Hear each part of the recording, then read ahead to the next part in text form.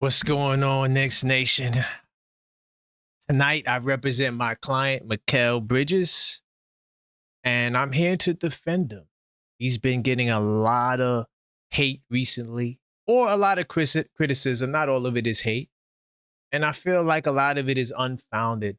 I feel as though the people have the incorrect view of my client, Mikal Bridges, and I am more than well prepared to defend my client's integrity. We're going to talk about a lot of key things. Now, off the rip, shooting has been a concern, and we will address that tonight on this special episode of Mikal Bridges is on trial on the Level-Headed Knicks Talk show.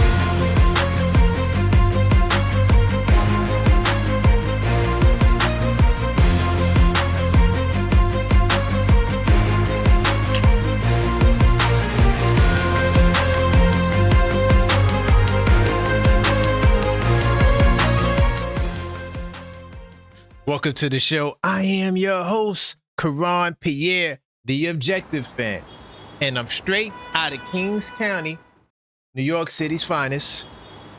Man, you know the vibe. Tell a friend that we live, man. Yo, big time salute to everybody in the building early, man. I do appreciate every single one of you guys. Big time round of applause. And listen, I know we on trial right now with Mikal Bridges, but we got to get the likes up. All right, let's let YouTube know that this trial is going down. And the best way to help spread the word without just sharing the video, you could do that as well, but smash that like button. Okay? Big time salute to all the people in the building. We got to get these likes up from the start. I am going in tonight. Also, while you're at it, subscribe, because we know that in the last 28 days, well over 60+% of you guys are not subscribed. So subscribe now, okay? And help us close the gap. We on the road to 10,000 subscribers. And each time we hit a certain milestone, we have special subscriber giveaways. And as soon as we hit that 5K mark, we will be giving away this rookie Jalen Brunson trading card. So all you have to do is subscribe. No emails, no phone numbers. Subscribe and you'll be entered in for a chance to win. All right. So hold on. Let me just say what's up to some of the people that's in the building. I see Maxine, the super producer. New York City salute. Big time salute to my man Steven, channel member in the building. OKF Nation. I see you. JJ. BS10 258, my man Zach in the building. All right, Crim's dad. Let's go. All right. Big time salute to my man Tugboat Taylor. I see you. All right. Big time salute to everybody in the chat, man. Definitely continue to smash that like button as we continue to rock out. I see you, D, on the super chat. I do appreciate you. He said, as promised, before you even start, you're wrong. Man, big time salute to you, LD, but I am not wrong. Are we passing the blame? Are we passing the buck? Is it Mikal Bridges' fault solely? We're going to talk about Mikal. And by the way, I will be taking calls later in the show. I got to make my case first. Also, I got to give a big time salute to my man Khalil. He sent in the Cashapp right before the show began. And I want to thank you for that, brother. Big time salute to you. He's one of the newest channel members as well.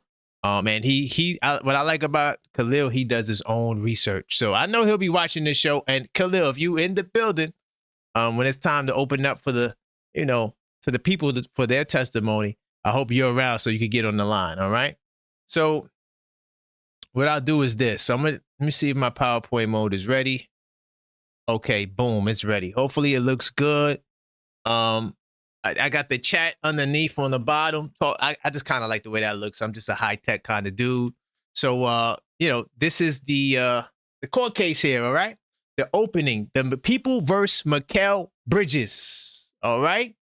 And we're going to have, of course, a lot of analysis on Mikal Bridges, right? We're going to get down to the bottom of this case and A lot of you guys consistently accuse Mikal Bridges of a lot. And we are here to examine this case.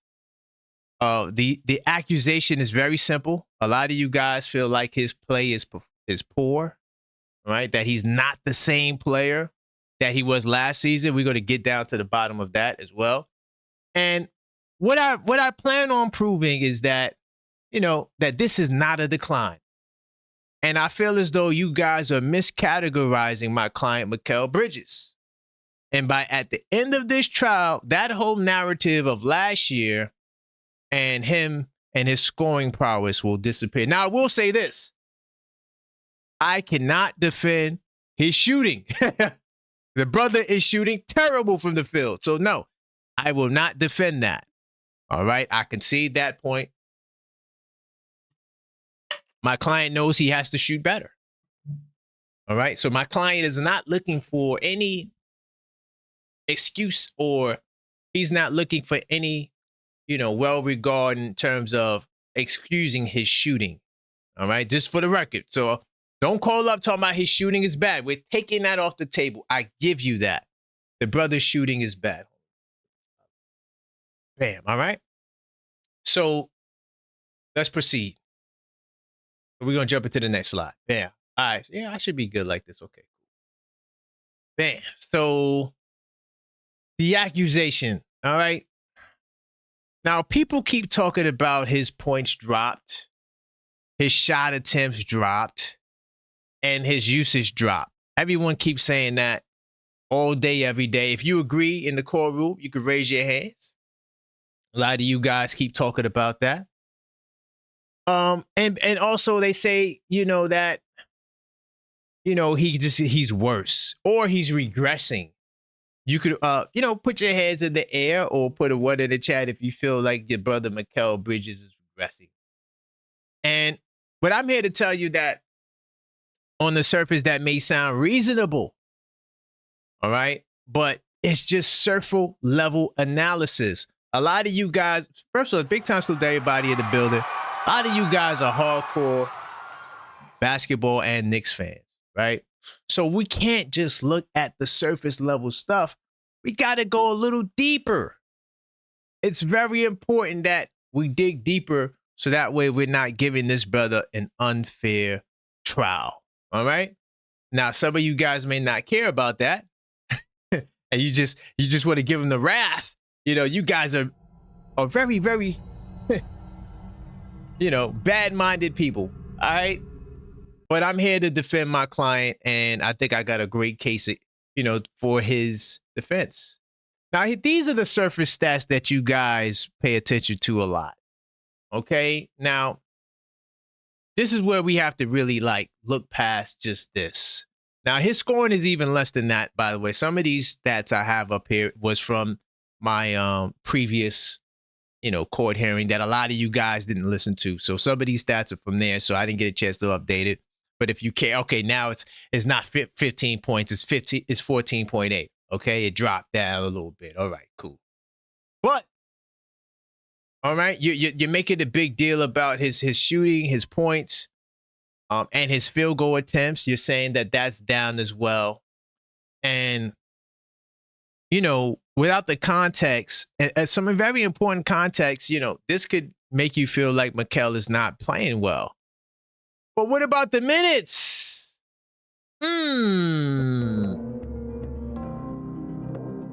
What about the damn minutes? A lot of you guys do not acknowledge that Mikal Bridges is playing less minutes. Okay? The minutes matter. Less time, he could only do less. What are your thoughts on his role on this team? Do you even care? Are you giving Mikal Bridges a fair share? A fair analysis? Of course, we know his shooting is bad. I am not here to defend his poor shooting. But I will talk more about his shooting in a second. So the points and the field goal attempts are down. And these are the surface stats that I argue that prevent you guys from seeing my client in his most truest light. Now, we get to Exhibit C, okay? Efficiency. All right. All right. Exhibit C is all about efficiency. Was there really a drop in his efficiency? Can you guys say that? Are you guys unjustly, characterizing my client by saying that his efficiency has dropped? Okay? I'm here to say that his efficiency did not drop. He's actually shooting pretty much the same as last year in field goal percentage. If you want to, discredit him by 1% on the field goal percentage, okay. 49 and 50 is still the goddamn same to me. But if you want to negatively characterize my client by his field goal percentage, that could be your barometer, okay? Now, this is how basketball works, okay? Usually, if there's a decline in the person's efficiency, we would see it in the numbers. We do not see it in the numbers. I argue that his field goal percentage drop is not that bad. But what about the three-point shooting?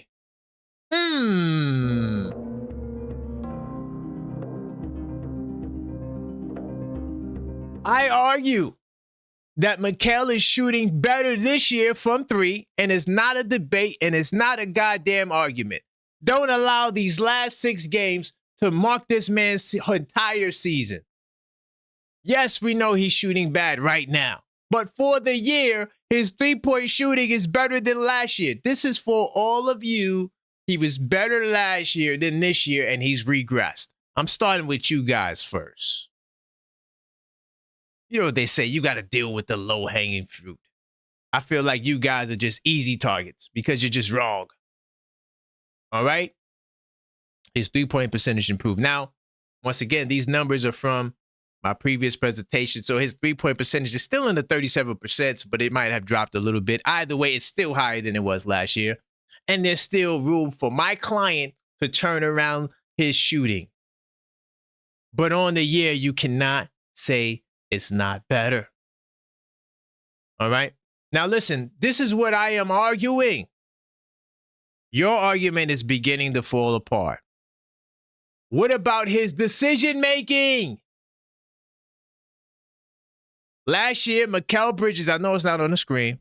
And by the way, I'm not really stealing much thunder from my previous Knicks Nocturnal show. You could go right after this and watch that show and get a more deeper dive into this. I'm only highlighting certain things, but I will say this. The turnovers are way better. Last year, he averaged 1.6 turnovers. Now, this year, he's down to 1 turnovers a game. So I argue that his inefficiency that you believe from last year, that he has from this year, if you compare it to last year, is flawed. It's a flawed argument. All right? This is why I deal with stats and context. I'm not just going to advance stat you to death. I'm going to use the basic stats and show you how to make comparisons, because a lot of times we speak before we think. Let me keep it pushing as I continue to defend my client. By the way, if you guys are feeling this presentation, what we need to do is hold on, before I continue, we got to continue to get these likes up. All right. And I will get to the phone lines. No worries. You guys can call up in a second to debunk me. All right. And big time salute to the chat. I mean, y'all got some really great comments in the chat. Big time salute to you guys. By the way, while you guys are continuing to get the likes up, it's very important to the algorithm. If you want to contribute to the show, you could always send in a super or cash app, and I will respond to your message and place it for a call, because I know a lot of you guys probably won't even be able to get on the line when the phone lines open up. So I still want to give you guys an opportunity to participate in the show, because I understand that a lot of you guys have a lot of cool things to say. You guys could respond to me and say, Karan, you are out of your goddamn mind. So just to give you that option, but continue to get the likes up. I'm about to get back into my, my exhibits, okay? I have I think I go to exhibit W, all right? So I ain't done. I'm just beginning to cook with hot grease, all right? We still cooking with hot grease. What's going on over here? I don't know what's up there. All right, cool. Let me get back into the PowerPoint. All right, bam. So exhibit D, All right, that's where we are right now. Give me 2 seconds. Lower that down. Okay, bet. So Exhibit D is role shift. All right. And so when we talk about role shift, what do you guys think is the better rationale for why his production decreased from this year to last year? If that's what you're, why did some of the surface stats this decrease? Not all of the surface stats, but some. Why did they decrease? If it's not a skill issue, what changed? I'm going to give you the answer. His role changed. Oh my God.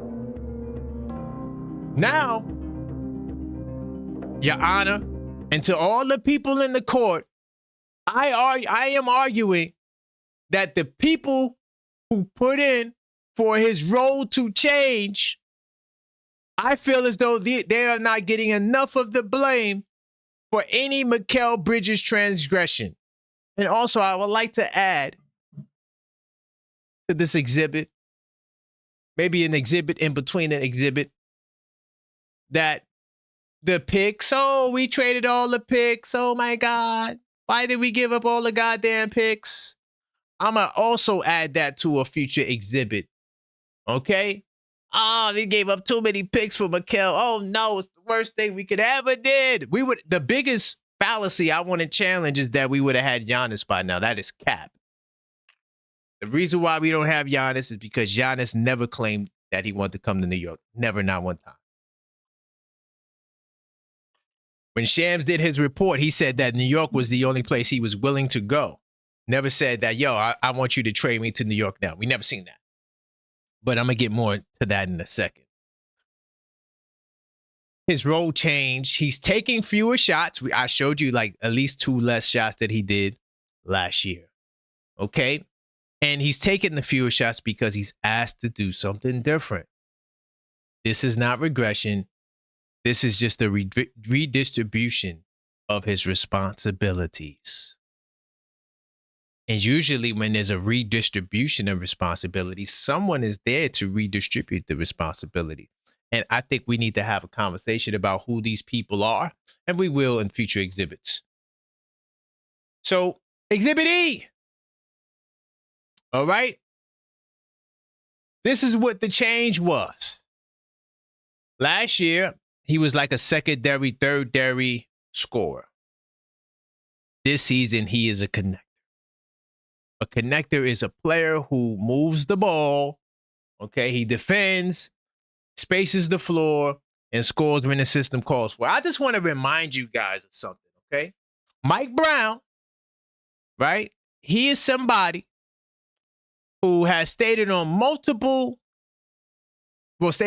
times that in his system, there's only 2 positions.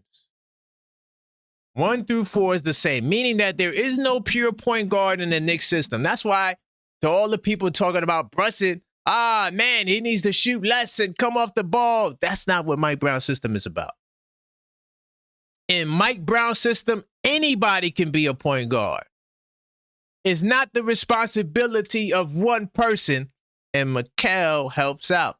That's why y'all don't notice that Mikal brings up the ball way more this year than he did last year. He wasn't doing that under Coach Tibbs' system. Very rarely did you see Mikal Bridges bring up the ball for Coach Tibbs. Didn't happen. But under Mike Brown's system, this is what he is. He is a connector.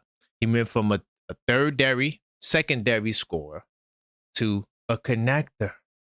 All right?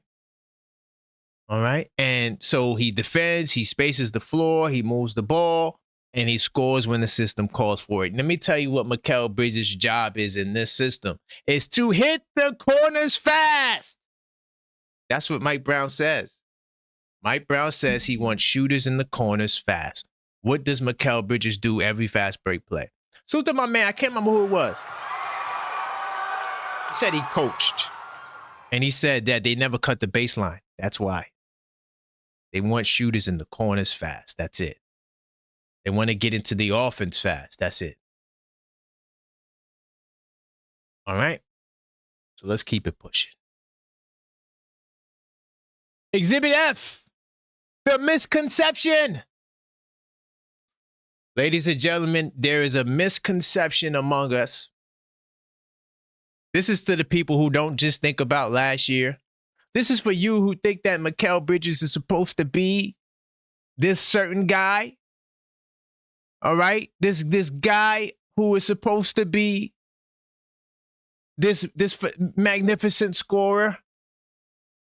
Right? This is the core mistake people are making. They're looking at Mikal from scoring. Y'all don't care about nothing else. And once again, I am not arguing for his poor shooting performances. I am arguing that his limited shots are by design, not by him not living up to the hype as this scorer that you made him out to be in your mind. We're going to have to take some full accountability and blame, and I'm going to really get to that in the next exhibit. But I just want to say this, y'all, that his job is not to be the third-dairy scorer. It's not. So what you're seeing is not failure. It's a mismatch between your messed up expectations and his role, his actual role. Not the role that you have for him, the role that the Knicks have for him. Let's get to the next exhibit, Exhibit G. This is my favorite exhibit because I know it says coach testimony, but it should also be Coach and Leon Rose, the GM's testimony. God damn it. All right? We got to have some goddamn order in this court. And before I continue to cook, because this is my favorite slide, hold up. All right, and I'm going to open up the phone line soon. All right, I promise. Y'all going to get a chance to talk about Mikal. Hold on, let me get back to my exhibit. Hold up. All right, hold on, let me get on this side over here. I show what's going on. Okay, cool, I'm good. So before I continue, all right, you guys know what I'm going to say. We got to continue to get the likes up. All right, we about to get into this next exhibit right here. All right, the coach and the GM. What do they have to say? I think that we need to address it. Continue to smash that like button. I do appreciate everybody in the building. All right. I see somebody say he had something to do with a parlay. It's your fault you put him in the goddamn parlay. Why would you put a guy who doesn't score, whose role is not to be a scorer, in your goddamn parlay? Because I know you didn't put him in your parlay for defense. I know that. It's either points, rebounds, assists. That's what you guys normally put him in the goddamn parlay for. Like the video and subscribe to the channel because we know that well over 60+% of you guys are not subscribed. So subscribe now to help us close the gap.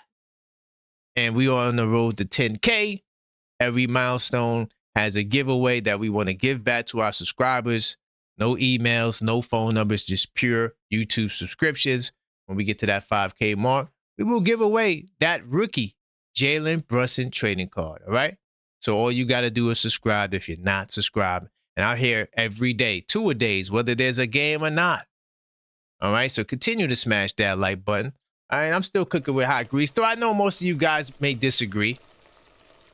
I don't know how you can argue with my point because nothing I said wasn't factual.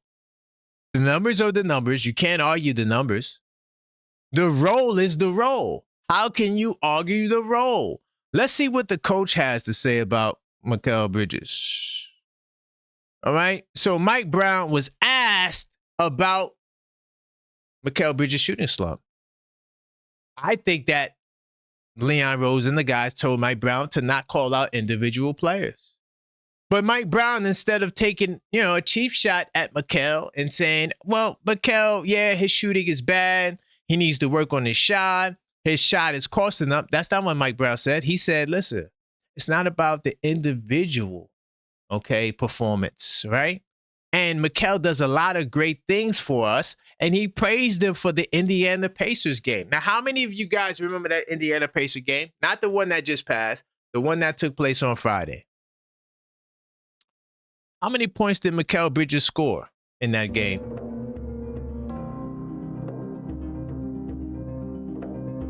Your expectations is not greater than Mike Brown's expectations. I'm sorry that you, in your mind, believe that Mikal has to be the scorer. And once again, don't confuse my points to be like I'm excusing his poor shooting. I am not. I refuse to do that. I cannot argue for mid. So yes, he's making my case harder, but I am not just talking about his shooting anymore. I am talking about scoring the ball.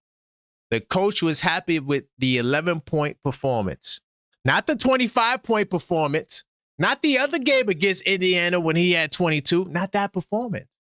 I wonder why. Hold on, why wouldn't...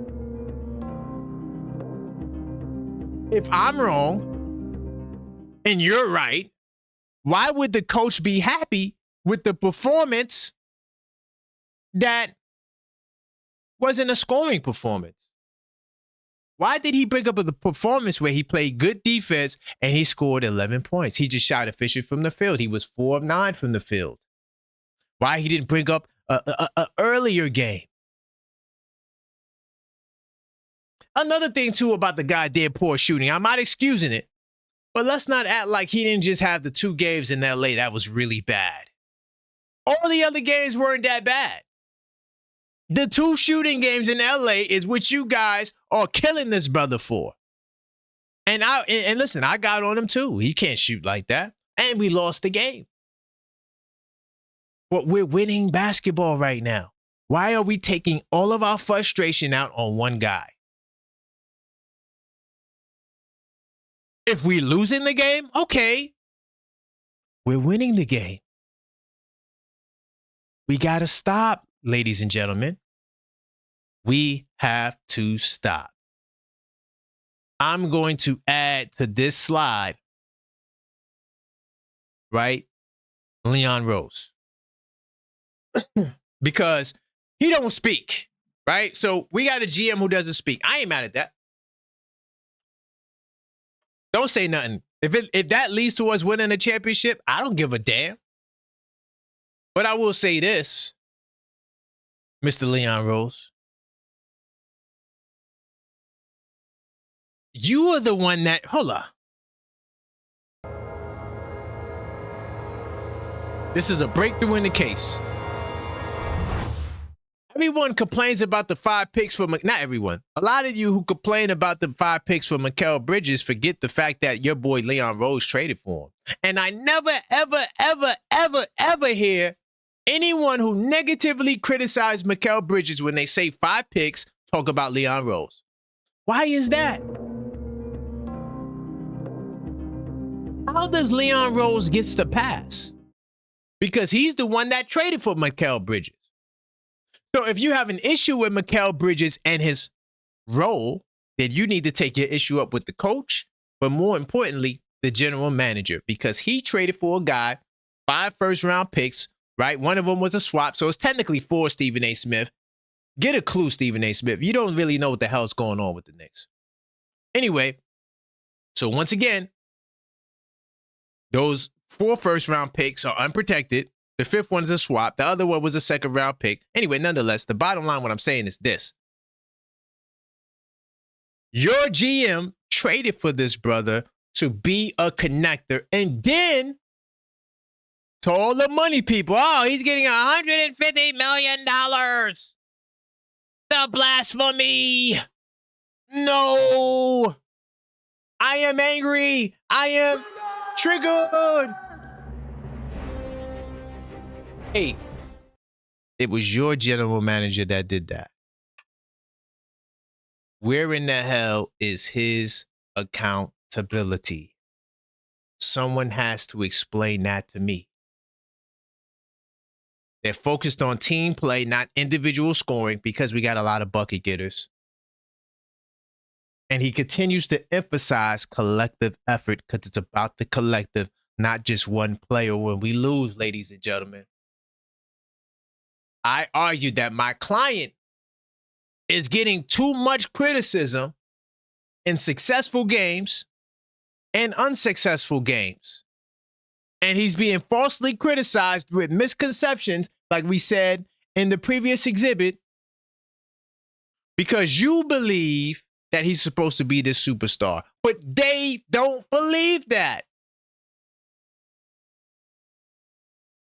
I'm going to get into a couple of more exhibits. Then I'm going to open up the phone line. So be ready. I'm still cooking with hot grease. I know this is a tough case, but I'm working. I'll take you to Exhibit H, the player testimony. The ball doesn't always find them. How many of you guys remember that comment? Bridges said, it's the game of basketball, and sometimes the ball doesn't find you. He made it, he didn't say it was a big deal. My client, he said that, hey, it's not, my confidence is not shaken. You know, sometimes the ball finds me, sometimes it doesn't. Sometimes the shot falls, sometimes it doesn't. I don't think it's about aggression. Sometimes the ball finds me, sometimes it doesn't. Now that comment makes sense because I had to do this deep dive. Now, when I was on the surface with you guys who want to consistently put my client down, I was like, well, damn, he might be having a problem with the front office. There might be an issue there. Like, yo, he ain't getting the ball. What's going on? He might be disgruntled. He might be upset. But no, then I did the digging and I realized that he is the connector. So it's not his job to score most of the time. He comes in and he fills in when he needs to get in. But his job is not to be the 20-point per game scorer the way OG Anunoby looks sometimes. It's two different roles. Mikal Bridges is not in that role. Can we stop? He confirmed it for himself. He's speaking like somebody who accepted his role as being the connector. He's a player that operates in the system. I said this before too, ladies and gentlemen, to all the new people that's in the building. Continue to get those likes up, all right? Let me say this. I'm Mikal Bridges' lawyer if you just joined the show, by the way. If you don't know what the hell's going on, and I'm giving him defense, I pointed out all the misconceptions that a lot of you guys have, all of the critics of Mikal Bridges, and it's just false. It's just false. The bottom line is that well over 68% of his shots in the mid-range in two-point land are assisted upon, meaning that he's not out there crossing dudes over, getting in the mid-range, doing a Kawhi move, fade away. He's not doing that. He's coming off a curl, Brunson passes in the ball, he takes the shot. He might take one dribble, take the shot. Anytime Mikal Bridges has to take two or more dribbles, that's not his game. So to anybody who wants to get on Mikal Bridges, why not get on the people who instituted the system? Why not get on the people that paid him the $150 million? Why not get on the people who gave him this role? They want him at 11 points a game, not 25. 11. Now, like, once again, the poor shooting, I'm not arguing for the poor shoot. The brother shoots terribly. I am not arguing for that. Right now, at least. Not for the season. He shoots good for the season. I'm saying right now, during this cold stretch, he's not shooting well. But we're not going to act like when I look at the schedule on my big calendar that's on my wall right here, we're not going to act like we don't got Brooklyn, Washington, Pelicans, and Charlotte. I add Charlotte to the list because, yes, while they're playing good basketball, their defense is trash. All these teams you're getting ready to see got trash defense. Mikal can literally go for 20, 25 in any one of these games if that's what his coach wants him to do. Remember, he scores on buckets that are assisted upon. He's not a bucket getter by himself. The only two players on this team, and Towns, you could kind of add him. I think Towns' buckets are like 52% assisted upon or something like that. Like, it's kind of close to 50-50 with Towns. The only other players that don't score on buckets, well, three technically, is Jordan Clarkson, Deuce McBride, Jalen Brunson. Everybody else buckets are mostly assisted upon. Everybody, including OG Anunoby, for the record. That's how you know that this is a system. Okay. Hopefully that is making sense. So that's my client. This is what he had to say, right? When he brought up the fact that it's not about his aggression. Why would, think about it? Why would Mikal Bridges say it's not about his aggression? Because they're not paying them $150 million to be aggressive. They're paying them $150 to be that number one glue guy, connector kind of guy on defense, and all of those things. They didn't pay him to score. All right, let me keep it going. Now, Exhibit I is something that I might. Should I skip this? All right, I'm gonna keep it in. So Mikal Bridges a while back, he made some interesting statements about having to apologize, and saying that he's being more coachable and all these things. This was when the Knicks were playing bad, and then he wasn't playing well during that time, and how he took accountability for his actions. And let me just say this. This even further strengthens the case. I was going to skip this because this is actually more of a dagger in my favor. So Mikal Bridges saying these things, and then when they went to Mike Brown, he said, I had no idea that Mikal Bridges said that. Mikal Bridges is very coachable. And in fact, I have noticed a great difference in Mikal recently. Coach Brown has always raved about Mikal Bridges, my client. He said that my client came in the summer and worked early to learn the system before anybody. That's what my client did. My client is shooting the ball overall way better than he did last year. That's progress to me. Besides, of course, the field goal percentage is not that better, but the three-ball is. The three-ball was the problem, not the field goal percentage. And the field goal percentage overall is not a problem now. So when Mike Brown, he pretty much endorsed my client as somebody who's more than coachable. All right? More than coachable. And wasn't even aware that he said that because he never noticed it. Salute to my client, Mikal Bridges. Thank you, people of the court. I do appreciate that support for my client. Couple of more exhibits, and I'm going to open up the lines. Now, let me just say this. Exhibit J, alignment. All right? So, if the coach is saying one thing and the player is saying the same thing independently, how could that be coincidence? Both Mike Brown and Mikal Bridges agree that he is working hard in his role. Mikal Bridges is not, he doesn't lack confidence. He doesn't lack aggressiveness. He doesn't lack none of these things. Coach Mike Brown says he does a lot of great things for this team. Yet his detractors, some of you guys that's in the chat, continue to take a dump on him. And I don't think that's right. I don't think that's right. Listen, we're going to take a brief break here. And before I open up these lines, we definitely got to continue getting the likes. I'm not done, by the way. I got a whole lot more exhibits. But I just wanted you guys to get a fresh perspective of role and what he's asked to do, and not put your own little filters on it where you think that this brother has to do more than what he's asked for. So smash that like button. I do appreciate the support. We are still cooking with high grease. We here.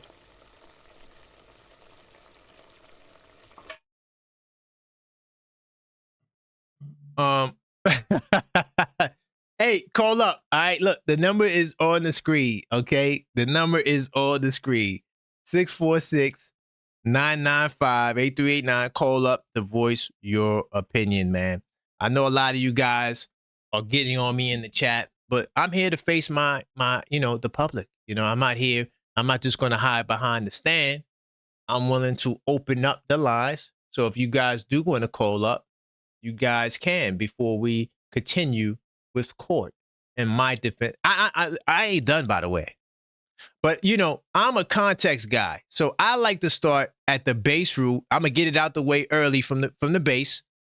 All right? Y'all need to put the pressure on Leon Rose. Why y'all not giving that man no pressure? That's where the pressure needs to go.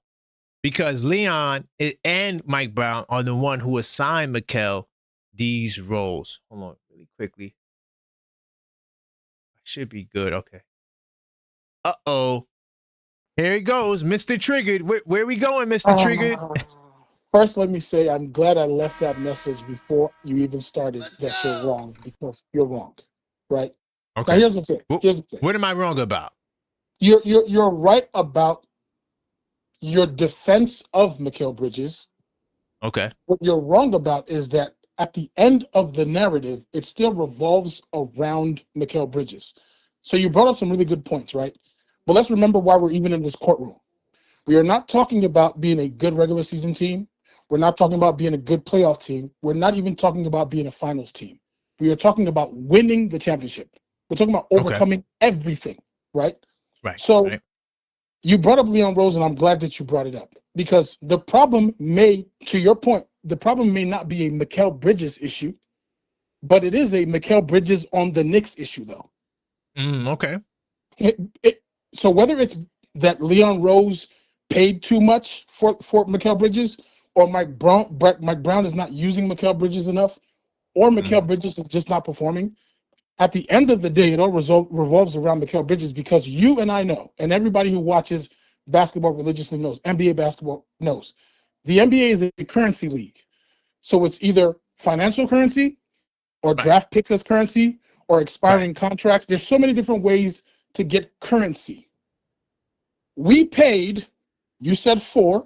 It is 4 and a swap. So if we're getting the worst of the swap, it's about 4.5 at least, right? 4.5, right. Would you pay 4.5 plus salary for Derek White? Hell no. Okay, exactly. I bring that up because this is why I bring that up, though. We paid currency for Mikal Bridges to be a potential Manu Ginobili. He doesn't have to be as good, but we should be able to expect, based on what we paid, we should be able to expect a Manu Ginobili. We should be able to expect a Miami Chris Bosh, a solid third option that can, as a 1A, can at least win a team 35 wins, at least. And it is not enough to defend the Mikal Bridges as the coach is the reason why it's not happening. Whatever the reason is, it still revolves around Mikal Bridges, because we cannot accept paying Bugatti prices for a Honda. That's not enough. Because at the end of the day, the NBA is a currency league.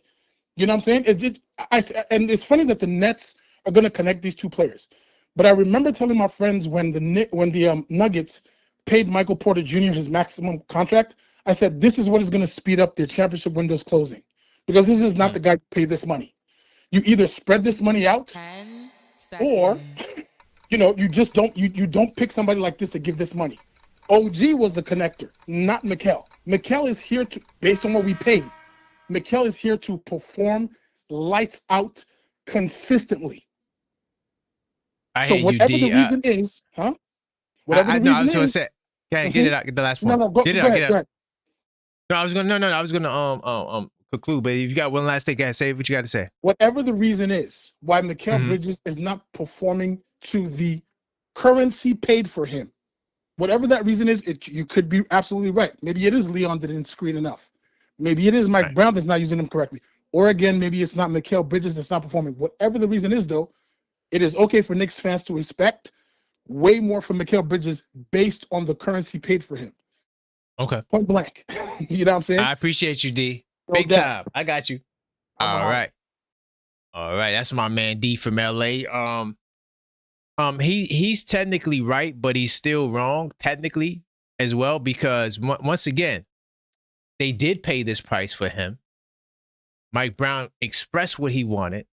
Leon Rose doesn't say a goddamn thing, so we know that the collaboration is Mike Brown and Leon Rose. So if Mike Brown is on board with it, then Leon Rose is on board with it, okay? 646-995-8389. Now, I get what you're saying about what they paid for it, but remember, we didn't pay for it. They paid for it, and they're saying they are okay with Mikal. So if you're having an issue with Mikal's pay, You need to take it to Coach Brown and Leon Rose. It's not a Mikal Bridges thing. He is doing what he is asked for. What's good, Ty? I was just about to call you back. What's going on, brother? All right, fam. All right. Let's go. You call it trigger because you know you be triggering, okay? And I okay. Here's a few points, man. One, when we talking about Mikal, right? We talking about Mikal. The ball finds you through the algorithm of the game. His position is a shooting guard. His position is a shooting guard. A shooting guard cannot be okay, or the team cannot be okay with him just averaging 11 points and because we win. Leon Rose did his job by bringing a player in who had like his type of upside. But before coming to the Knicks, well, not even before, but yeah, he had a good upside over there in Phoenix, and then the Nets, and then when we got him, it's like okay, right? But JB wanted him over here. But see, JB wanted Nova. So Leon Rose messed up by trading away DiVincenzo. That's the only thing he did wrong in this Mikal trade was trading DiVincenzo. Because had he not traded DiVincenzo, our conversations would be null and void right now pertaining to how the team is playing. Okay. Now, it's not just his scoring that is really sad. Detroit cooked them, Boston cooked them, Cleveland cooked them, the Lakers cooked them, Clippers cooked them, OKC cooked them, Orlando even cooked them. Okay. And here's another thing that I want to bring to you with Mikal. Other teams have 3 and 4 players who all can average around 15 up, 20 points. 3 and 4 players on their team. That's why a lot of these teams are championship caliber teams. We need Mikal to score 20 plus points, at least 19 to 20 points. That's a fact. And his accountability for talking to Mike Brown, talking about, hey, you know, I take accountability. Well, damn, didn't you do that to Thibodeau last year? Mikal got to grow the hell up. Mikal got to grow up. Enough is enough. Stop hiding. Whatever's going on this Iron Man thing, we're tired. Go ahead and get some rest. Take a couple of games off. Get your legs back, because that's the only thing wrong with Mikal is his legs. Because he's still getting away and getting his shot off. He has no lift. He has no lift. That's why he's fading away, because he can't jump over. He's 6'6", 6'7", but he's not jumping over the players like he used to shoot the ball. Okay? He's fading back. He's getting the pain. He's fading back shooting. So that's the only thing I want to say right now, man. But Mikal has to take accountability. You know, start getting some rest. Really start getting some rest, man. And, you know, you blamed the coach last year. Now you're blaming the coach this year. Then you feel like it's okay because you took some accountability. But as soon as you took some accountability, was that accountability taken and given because this was a precursor to what was getting ready to happen with this slump? Something's off with this dude, man. You know what I'm saying? And I love Mikal. Believe me. Because I can see his potential. And I know what you're doing, Karan. You hoping. I know what you're doing. You hoping Mikal can make us all eat crow in the playoffs. And I'm praying that you're right. And I'm gonna sit there and eat the crow. Listen, Ty, I appreciate you, man. Great call. I do disagree with a lot of what you said, but I respect where you're coming from. No, seriously, I do. And I respect where you're coming from because of your expectations. And that's what I was trying to challenge. Expectations are too high. But yeah, I appreciate you though, Ty. Big time. If you get triggered at any point, you know I got you. Yeah. And real quick before you go, it is expectation, Karan. It's like I expect, and it's not because of the money and the players, it's his caliber. Look how he was playing in Brooklyn and in Phoenix. We need that Mikal. That's all I'm I got saying. you. Right, big time, man. All right, great call. All right. So that was the anti-Mikal people. Hopefully this brother's still on my side because this brother is sharp. Let me get my man Khalil on the line. All right? Hopefully this brother answers, man. What's going on, Khalil? Chatting a member, Knicks Tape Madness Discord. Where we going, man? You was on my side last time. Let's go. Where we going, brother? I was on your side. You brought up a lot of good. If you're comparing his stats from last year, definitely beyond the points. You're right. His everything has increased. But I was on your side last time, but we have to dig a little deeper. Okay, let's go. All right. If you're comparing his stats to his Phoenix years, as far as defensively, he's not performing as well. Currently his defensive rating is 118, and when he was playing with Phoenix, when he was a runner-up for Defensive Player of the Year, his defensive rating was 108. Even if let's stop. I'm gonna pause you.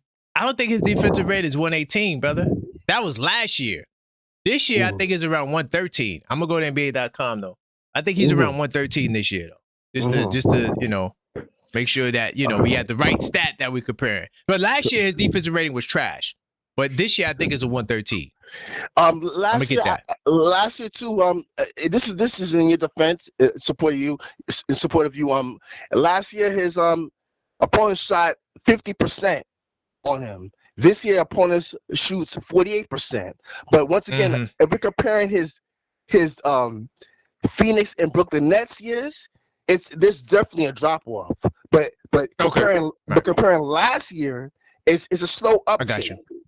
And I think one of your callers mentioned it too. And you mentioned that he's a connector wing.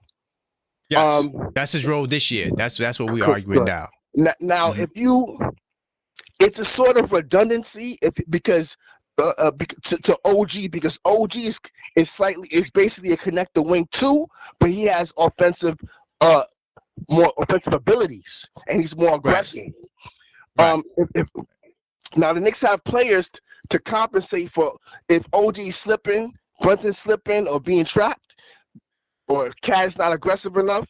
Knicks have players like Shaman, Clarkson, to offset a player's having an off night. But Bridges is supposed to be the next runner up to be that person to offset the pressure if OG is not cooking. Now, so I think my main point I wanted to say to you is, if you're looking at why the Knicks are not a championship team, Bridges, you can make a case that Bridges is doing his job, but he's also part of the reason why the Knicks, we're already late in the season now. We already know who they are, and I know, but Bridges is actually a part of the reason why the Knicks are not a championship team. I support. He's doing He's essentially a three. I mean, like you said, connect the wing a little bit better than a 3-and-D player, but he has to step it up. His passiveness, his lack of aggression, it's almost like, players like Charles Smith from the Knicks back in the days. Look what being passive and being soft got you. Can't. So I'm still with you with Bridges. It's not our money. It's not. He got paid that money. It's not our money. It's so so we can't be mad he got the bag. He got money for that. But we want him to be a little bit more aggressive, and we want him to pick up the slack. Because really OG's the primary defender. And he's benefiting from OG's defense by being a safety. That's how he's really getting his getting his steals and defensive. That's why his stats look a little good, because he's benefiting off of OG, in my opinion. Listen, Khalil, I do. By the way, thank you for that Cash App as well. Yes, sir. I also will say this on the way out. His defensive rating is 111, right? But my rebuttal to that last statement is that he had OG last year. What happened? OG was there last year. And also, to Mikal's credit, he still defends the point of attack most of everybody. OG only defends Cade. But all them other little guards, Mikal got to guard all them super little fast guards. Garland and all of them, that's Mikal's assignment. OG deals with a lot of the bigger guys and the big guards. Mikal gets the other little super fast dudes. But I appreciate you though, Khalil. Big time. Yes, sir. Thank you. All right. All right. While Khalil disagreed with me, he said something that was very real. Mikal Bridges is the reason why this is not a championship team. That's a fire bar right there. I really want to rebuttal that, but honestly, if that is the case, then your man Leon, I'm putting it back on Leon. It's his fault that he has Mikal Bridges in this role. I started off the trial. If you just watching this video, you just jumped in here, man, you missed out on a lot. Okay. And it's gonna be hard for me to recap everything I said. So it's worth going back after. I'm not done. I still got a whole nother bunch of exhibits I didn't get to yet. Big time salute to my man AP. He said this is the biggest trial since OJ Simpson. What was the charges again? AWOL. No, well, that's one of the charges, but the charges that, okay, two of the biggest charges are this. People think that he was better last year than this year. I kind of halfway stomped on that. It's not true. Only that he averaged more shots and more points. And people also, what was the other count? I think it was, the other count was people saying that his role, bingo. People think that he's a scorer, right? That's what they keep saying, that Mikal, he's not scoring. And so that's how they look at him. That's how they judge him. Hello, caller. State your name and where you calling from. Hey, what's up? What's up? My name is Buddha. How you doing, man? How's it going, Buddha, man? Yes, sir. Where you calling from? Virginia. Virginia. Are you a Knicks fan? Or what's up? Yes, sir. Yes, sir. Big time salute to Virginia, man. I got family out there. Where we going? All the way Knicks fan. All right. I just want to say this respectfully, man. I salute to you and your platform, man. I just want the people that always talk negative to just be grateful and be content and not discontent. This is a deep Knicks team. Right. We should be proud of this team and just, I always say one quarter at a time. Y'all gotta remember, man. Only reason I'm rocking with Bridges, I think, not only because he a Knick, it's just so much hate, and y'all gotta realize, yeah, he an Iron Man. He played a lot of games. He's human. There's gonna be bad shooting nights during the season, or Bingo. what have you. It happens. He's human. The thing is, y'all gotta realize, he's not the number one or number two option like he was in Phoenix or Nets. Bingo. He's the number fourth option. All right. He's averaging 15 points. He's shooting almost 38% from three. He guards your best wingman or top defender, especially Jaylen Brown last year playoffs. Like he moves around the most. He cuts the most any player that I've seen. So we have to realize that, folks. Like this guy is a true warrior, and y'all gonna be back on his bandwagon when the playoffs start. 100%. I just need them to fall back off of Bridges, man. Like right. I got so many things, so much to say in so little time. I'm about to hear you, count me down, but I just I got my baby crying now. It's just so much, man. I get so aggravated listening to these discontent Knicks fans or fake supporters, and right. I don't know. I don't know what to say besides calling and just tell them to just fall back off of Bridges and just be grateful, man. Like, right. I don't get it. Like the Knicks, obviously, if they move the ball around and stuff like that, that's his strength. If he's a rhythm guy, if you're not moving the ball around, he's because he's not a standstill type player. Like he's gonna struggle some. So y'all gotta take that into account too. The more we move the ball around, the more rhythm he get into. So just fall 100%. Back, guys. That's all I wanted to say. I appreciate you, Buddha. I already saved your name, so next time you call, I got you. I appreciate it, God. All right, family. Salute. Big time salute to VA, man. Yo, thank you, Buddha, for being on my side, man. I didn't think I would get somebody. I know a lot of you guys are triggered. So if you are a caller, I got to get this call in before I get back to the case. Uh-oh. El Figgy, what did I do wrong? Uh-oh, my hands are up. My hands are up in the courtroom, El Figgy. What's up, Karan? What's up, chat? What's up, guys? Hey, everything is good. I'm trying to defend Mikal. These guys are giving me a hard time, but, I'm doing what I got to do. What say you? Well, I'm going to tell you, the charges brought up against him, there's a lot. There's a lot. You would have to, you'd have to find him innocent on all the charges. And, okay, let's go. And my biggest concern is with him and the fact that he does not spread the defense. And you can see now teams collapsing on Jaylen. It's one of the reasons Jaylen's been struggling lately. And nobody's talking about this. Nobody's really discussing the fact that Mikal being on this cold streak or whatever you want to call it, it's 20 games now. That to me is not a cold streak. That's not a slump. That's a pattern. That's a consistent pattern of bad play. And it's going to affect Jalen because it's now 4-on-5 out there. Nobody's going to respect his fadeaway jumper, his little midi. That's going to allow teams to double team Jalen, get him hemmed up. People are going to, you know what? Mikal's not going to drive to the basket. He's always, when you see him coming up with the ball, what's the first thing he does? He always looks to pass it out. Yesterday he sprained his ankle instead of just dunking the ball because he's never looking to go to the back. He's never aggressive, Karan. That's my biggest problem with him. That's why OG gets a pass. This is why other guys on the team get a pass. Jalen wasn't out there yesterday. Mikal should have had a 30 to 40 point night last night. What was his excuse?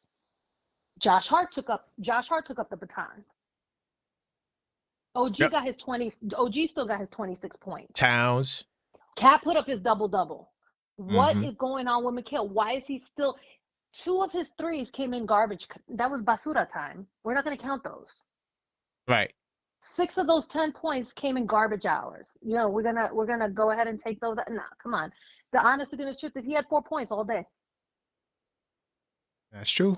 Yeah, he definitely struggled to score last night. That's not going to get us a chip. When the Celtics won the chip a few years ago, what do they have? Tatum, Brown, Porzingis, White, Al Horford. They had They had, a bunch of guys. They had Drew Holiday. They had many, many guys who you have to respect defensively. If Mikal is not going to make the defense respect him, he doesn't spread the floor. This is why somebody brought this up in the chat. Dante, it's not that Mikal's a bad player, Karan. He doesn't fit into our program. Dante would open up lanes for Jalen. He would keep teams honest on defense, and that's what made him just fit with us better. It doesn't mean Mikal's a bad player. It's possible he just doesn't fit. Hey, you know what? You made a great point, and I'm glad you said that because I put that on Leon Rose. It goes back to him because Figgy, he put the team together. Yeah, nah, come on, man. But if he's insisting that he wants to come to the Knicks and you want this Nova Knick, whatever, which to me, I'm over that. That's not going to win us a chip. We need more consistency from Mikal. We need Mikal the way he was playing back in November into December, and then I don't know what happened after we went through that slump in January. He just fell off a cliff. We need him to play better. Look, I root for the front of the jersey. I told you that. I'm a New York Knicks fan. Of course. I want him to be great. I'm not trashing him because I want got him you. to be great. I want Mikal to be saying great. real talk. I want him to turn his season around, but I'm not going to be one of these guys that are over here, hanging on 2 games in the Celtics series. How did he help us in the Pacers series? How did he help us in Detroit? Campaign helped us more in the Pacers series. Come on, man. We're not giving you a $150 million extension and a bag. And for this, we need him to do more. That's all, man. But appreciate the trial. Appreciate the trial. He's still the verdict is out. The jury's hung. We don't know yet. Yeah, no, we ain't done. We getting it. I appreciate you, Figgy. All right, thanks. All right. Really quickly, just because Figgy says something that I think is very important to address. So I didn't plan on jumping in research mode this trial, but the people have spoken and they pushed me up against the wall. Just for the record, I know she said that he had a bad 20-game stretch. I wouldn't go back that far, but I will say this, and I got to get my man Ty back on because I see he sent in a call back because he was triggered. I'm going to get him on the line. And then to the rest of the callers, I'm going to get into some more exhibits, and then I'm going to open back up the phone line, so I will call you guys back. But I want to say this. Mikal Bridges, right? Forget the points right now. Let's just look at the shooting. The shooting has been, pretty bad for like the last, I want to say 7 games. Before that, the shooting was all right. He shot 500% in Denver. All right, the 35% in OKC was tough, but he did put up 15 points in a game where nobody had it. Then he had 57% against Toronto, 58% against San Antonio, which conveniently the brother left San Antonio out. as towards the good teams he plays. He always plays well against San Antonio, a team that may be a finals matchup, right? Milwaukee, 62%. So the shooting was good prior to these games. See, I don't want to add sauce on my client shooting bad. The shooting is really in the last 6 to 7 games. Before that, he was playing good Mikal Bridges basketball, okay? All right? I just had to defend my client on that point.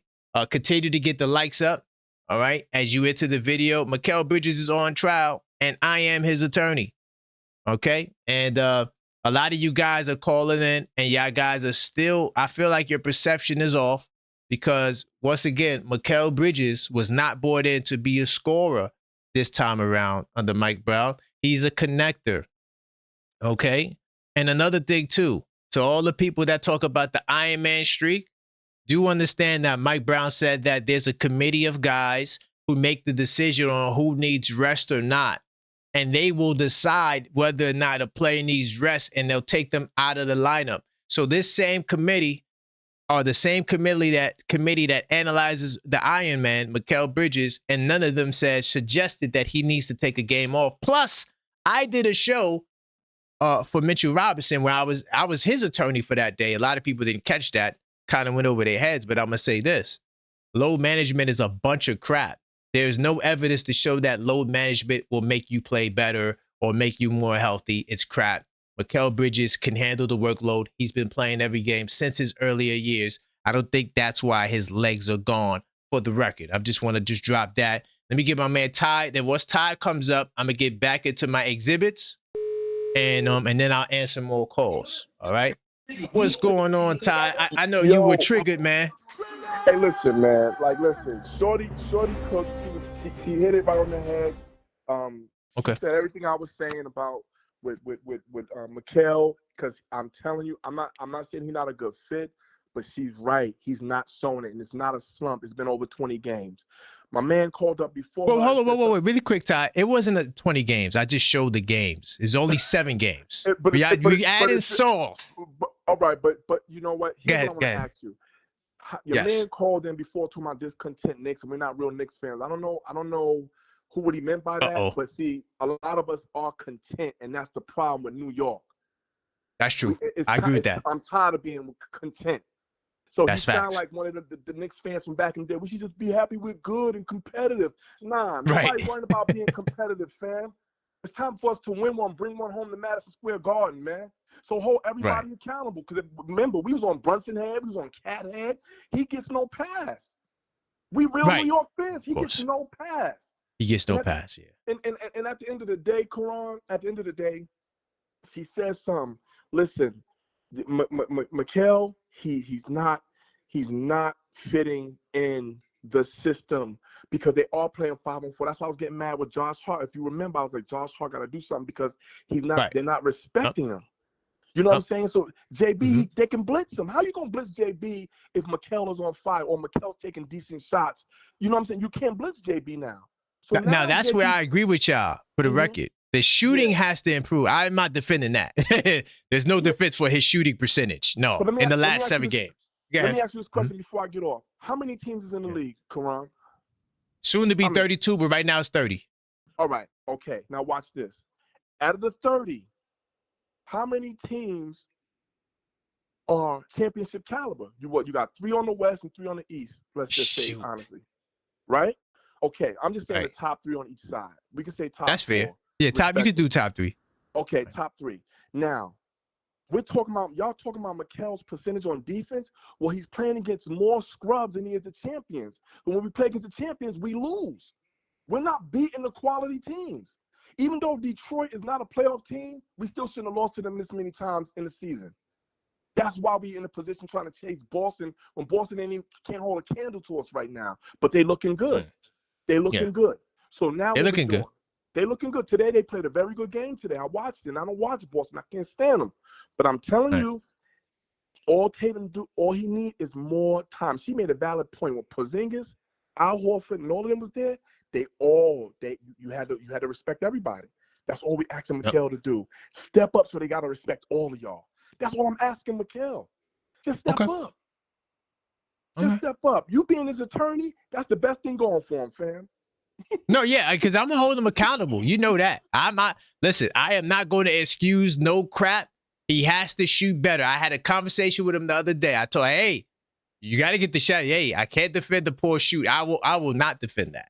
Nah, No. he can't. Because I know Mikal can play better than what he's playing. So if he's hurt or something, I don't know. 100%. You know. But okay, man. I appreciate Ooh, you taking my that's call. interesting. Hold on, but Ty, that's interesting. You said he could be hurt. Maybe that is something. I think he hurt because this is deep. too much of a drop off. Karan, this is too much of a drop off. Not Mikal. The way Mikal was playing last year, in the beginning of this year when we was going to the chip, the in season chip, the cups, and all of a sudden, you know what I'm saying? Because listen, your body will tell on you, man. Your body will tell on you. You know what I'm saying? Wow. So if you Iron Man, eventually a piece of you know what my grandfather told me before? He said, eventually even a piece of iron will wear out. That's a good point. Now, if he is hurt, he needs to sit out. No, I'm with you on that. If he's hurting, that I don't got no defense for that. There's no defense for that. You need to sit out. That's when you got to sit out. But the best thing happened going for us right now, we're getting ready to get Deuce back. And once we get Deuce back, we'll start looking like that's the fine. team of old. That's really where we're going to be able to breathe deep. Because right now, it's a lot on Mikal's shoulders. And I realized why he left Boston and he left Phoenix. He can't handle that load, man. He can't handle that load. He can't handle that load. I'm telling. Yeah, I wouldn't say he's a number one option. Hell, no, number two option. Yeah. But you can't say that in Phoenix. In Phoenix, he was teetering that, right? That's when they traded him for the big contract to the Nets. And then but I don't think he's a number one guy. No, he's not. Because too many, you know what it is, Ty? Too many of his buckets are assisted upon. True. That's very true. But the number one guy, you don't get a lot of assisted buckets. What you said? That's very true. You don't think he can get his own bucket though? Not as a number one option. No, but I mean, like, you don't think he can go? Like, you think he has to get his he has to get it to assist? Like, you don't think he can get the ball and get his own shot? I'm just asking. I don't know. I don't know if he could on a high level on a good team where they're winning. I don't know, but we don't even need that. We just need him to hit his shots. Yeah, you know. But if you don't like his role, Ty, this is my dude thing. If you don't like his role, you better contact Leon Rose because he's the one that signed him to be this role, not to shoot bad, but to have this role. But honestly, respectfully, the only thing Leon did wrong was trade away DiVincenzo, man. I'm telling you, because if DiVincenzo was here, somebody who can spread that floor. Now Mikal is cooking with hot grease. All he got is lanes. Nobody can stop Mikal on the lanes. When he running that fast break on the lane, he catch alley-oop, layups, and all that. If Mikal can get those driving lanes that he was getting before, if we had a shooter, a marksman, not Salmon, because Salmon is scaring me for these playoffs. I'm be honest with you. He's too streaky, and I don't like it. We just need a formidable. That's another. I was going to add that to my slide, but I ain't a player hater. Yeah. I was going to add that. Y'all not getting no Sherman, but nah, we good. No, Salmon, you know what it is? Salmon worked his way to that position, but there's nobody taking it from him. You know what I'm saying? Like, he's too street. That's why we need Deuce back, because Deuce was a reliable shooter. You know what I'm saying? Bingo. And then one of these guards got it tied. One of these guards got to sit. I don't know who, but they got to sit. True. We got a big problem. We got to play size. I can't play all these 6'5" and 6. Somebody got to sit. But I appreciate you, Ty, man. Great call. All right, family. All right, fam. All right. All right. So Ty, what he did was he paid for a callback. So he got his 3 minutes, and then he wanted to call back. So if you do want to call back, if you called previously, you could send in the super Cash App. I get you right on the line, all right? But I do got to jump in. To all the people who just called, I want to go through some more exhibits, and then I'm going to get you guys on the line, all right? But I got way more. See, I thought I was done. You see, that's the thing. Y'all seen half the presentation. Y'all thought y'all had me in the blender. See, I started this presentation with context to let y'all know that his role is this. I'm not arguing shooting percentage. I'm arguing his shots. That's what I'm arguing. The reason why he's taking the shots he's taking is because this is the amount of shots they want him to take. So all of that Ginobili talk, he's not here to be Ginobili. Because remember, Ginobili was a 6-man off the bench who got buckets. Okay? So I'm going to continue cooking, and I'm going to get back to the phone line. Let me just get through some more of these slides. Exhibit K. Now I'm turning it up on y'all. Hopefully y'all can see this. The screen is a little bit small, so I'm gonna read out a lot of this. Now, during Exhibit K, we have 2 screenshots on the screen. All right. And I just want to show y'all, I'm going to remind y'all last year, people, because I'm contesting 2 arguments, really. There's multiple, but the 2 things I'm challenging is he was better last year. That is cap. And then I'm also challenging that his role, you guys thinking that he needs to be the scorer. So this is a last year conversation. If you see the 2 screenshots on the screen, you would notice like something that looks very similar. Last year, he played all 82 games. And look at his like low scoring games. You would have thought that it was the same goddamn game log. Look at the scores. He had 2 0-point games. One of those games, you know, he just wanted to check in so he could extend his Iron Man streak. But he had another 0-point game against OKC. Okay, he had a 5. This is last year. He had a 5-point game against Miami in the win. Then he had a 6-point game against LA in the loss. Look at this year. He had a 0-point game against LA in the loss. He had a 5-point game against Utah in the win. He had a 5-point game against Denver in a double overtime win where he hit one of the big threes in the overtime. All right. He had a New Orleans Pelicans win when he got 6 games. Notice that even though my client doesn't show up, the team still wins. But the point that I'm saying is that last year he had 2 0-point games and 5-point games and 6-point games and 7-point games and 8-point games. In fact, he had more 6-point games last year than he does this year. All right. Numbers are very similar. This isn't new. Same player, same pattern. He hasn't regressed. He isn't better last year. All right. That's the point of this slide. Let me keep it going. Exhibit L. Perception change. So if it's not that he regressed, what is the difference? Less usage, which means less room for error. Less minutes. He's also playing 3 less minutes than last year, this year.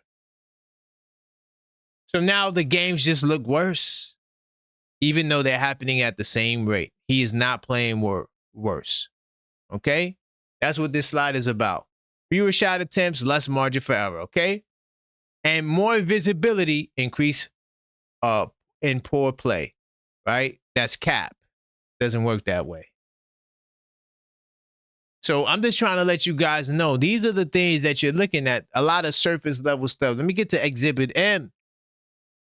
More scoring equal more winning. That's cap. This is one of my strongest points of my whole presentation, so pay attention. Cooking with hot grease. Now, a lot of you guys run around here with the OG Anunoby stat. What's the OG Anunoby stat? How many points is it? When OG gets 20 points, what is it? When OG gets 20 points or more, the Knicks are like 15-3. What was it? What's the stat with OG Anunoby? When he gets like 20 points, where is it at? I don't remember the exact. It's not my stat. You know, that's not, I got my own stats. All right, so look, bet. So this was in the Clippers game. Now, he may have scored more than 20 ever since then. I know he scored 20 the other night. So just to have a fudge factor, anytime OG Anunoby scores 20 or more, what are the Knicks record? The Knicks are 18-3. That's when OG gets 20 or more. You know why? But one, OG, that's his role. He's designed to be the third option on this team. My client, Mikal Bridges, is not designed to be the third option on this team. Are you guys more concerned with scoring or winning? Let's talk about it. When Mikal Bridges scores more, the team struggles. Why? Why do you think that's the case? When Mikal Bridges gets 20 points or more, the team is 7-8. We're under 500. We're struggling. Why do you think that is? Why do you think that is, ladies and gentlemen? Huh? Isn't it supposed to be, yo, we need Mikal to get 20. We need Mikal to get, We need him to get buckets. The coaching staff knows this. They don't want him to get buckets. That's not his job. If he gets buckets, fine. Let's just win the goddamn game. But that's not his job. On this exhibit, Exhibit M, I'm continuing my assault on your perception of Mikal Bridges that he has to get buckets. It does not benefit the team. You want me to continue? How about I'll pull up Jalen Brunson's numbers when he scores 20 or more? You want me to pull that up? Let's pull that up. Let's look at what the team's success rate when Jalen Brunson scores 20 or more. I guarantee you it's not going to be 7 and 8. And then also, you got to think about it. Only 15 times this year, the great Mikal Bridges has scored 20 or more. You think that that's just by happen chance? You think that's because, oh yeah, Mikal, he's just not playing well and he's not doing right, so that's why he's scoring less points? Or is it that it's by design? Anytime Jalen Brunson gets 20 points or more, the Knicks, our record is 35-17. Yeah, Jalen Brunson scored 20 points well over 50 times. Yes, 35-17. Do you want to know Towns' record? When Towns scores 20 points or more, we're 22-10. Why does everybody else got a great 20-point record, but our beloved Mikal Bridges, the guy who we want to criticize, the guy who we want to take a dump on, the guy who we have all of these false expectations on, this brother, when he gets 20 or more, the Knicks record is 7 and 8. Can y'all explain that to me?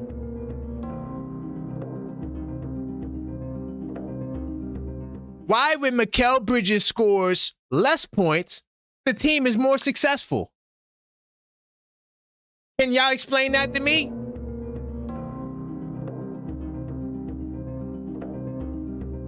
When he scores 15 to 19 points, our record is 11 and 8. When he scores 10 to 15 points, our record is 22 and 7. This is why I keep always saying my goal for Mikal Bridges is to get 15 points. That's all we need from Mikal. Nothing more. And if he gets less than that, just get 10. 22 and 7 when he gets 10 to 15 points. That is the sweet spot. You know why? Because by design, he is not meant to be this scorer that you want him to be. If you are upset that he only can score 10 to 15 points in this system, take it out on Leon Rose, because that's why he brought him here. Take it out on Mike Brown, because that's what he wants from this player in his system. He doesn't need the 20 points per game, y'all. What about less than 10 points? When Mikal Bridges scores less than 10 points, the Knicks record is 6-5. By the way, I need to add. Do I need to add a win on that? I think that 22 and 7 might also be. No. I think the Indiana game is included. Anyway, nonetheless, the 6-5 when he gets 10 or less is greater than when. So we actually good when he disappears. We're better when he disappears than when he scores 20 or more. I told y'all I was not done, and I'm still not done. I'm cooking with hot grease. Y'all need to change your perception of Mikal Bridges. These are the actual numbers, not my numbers.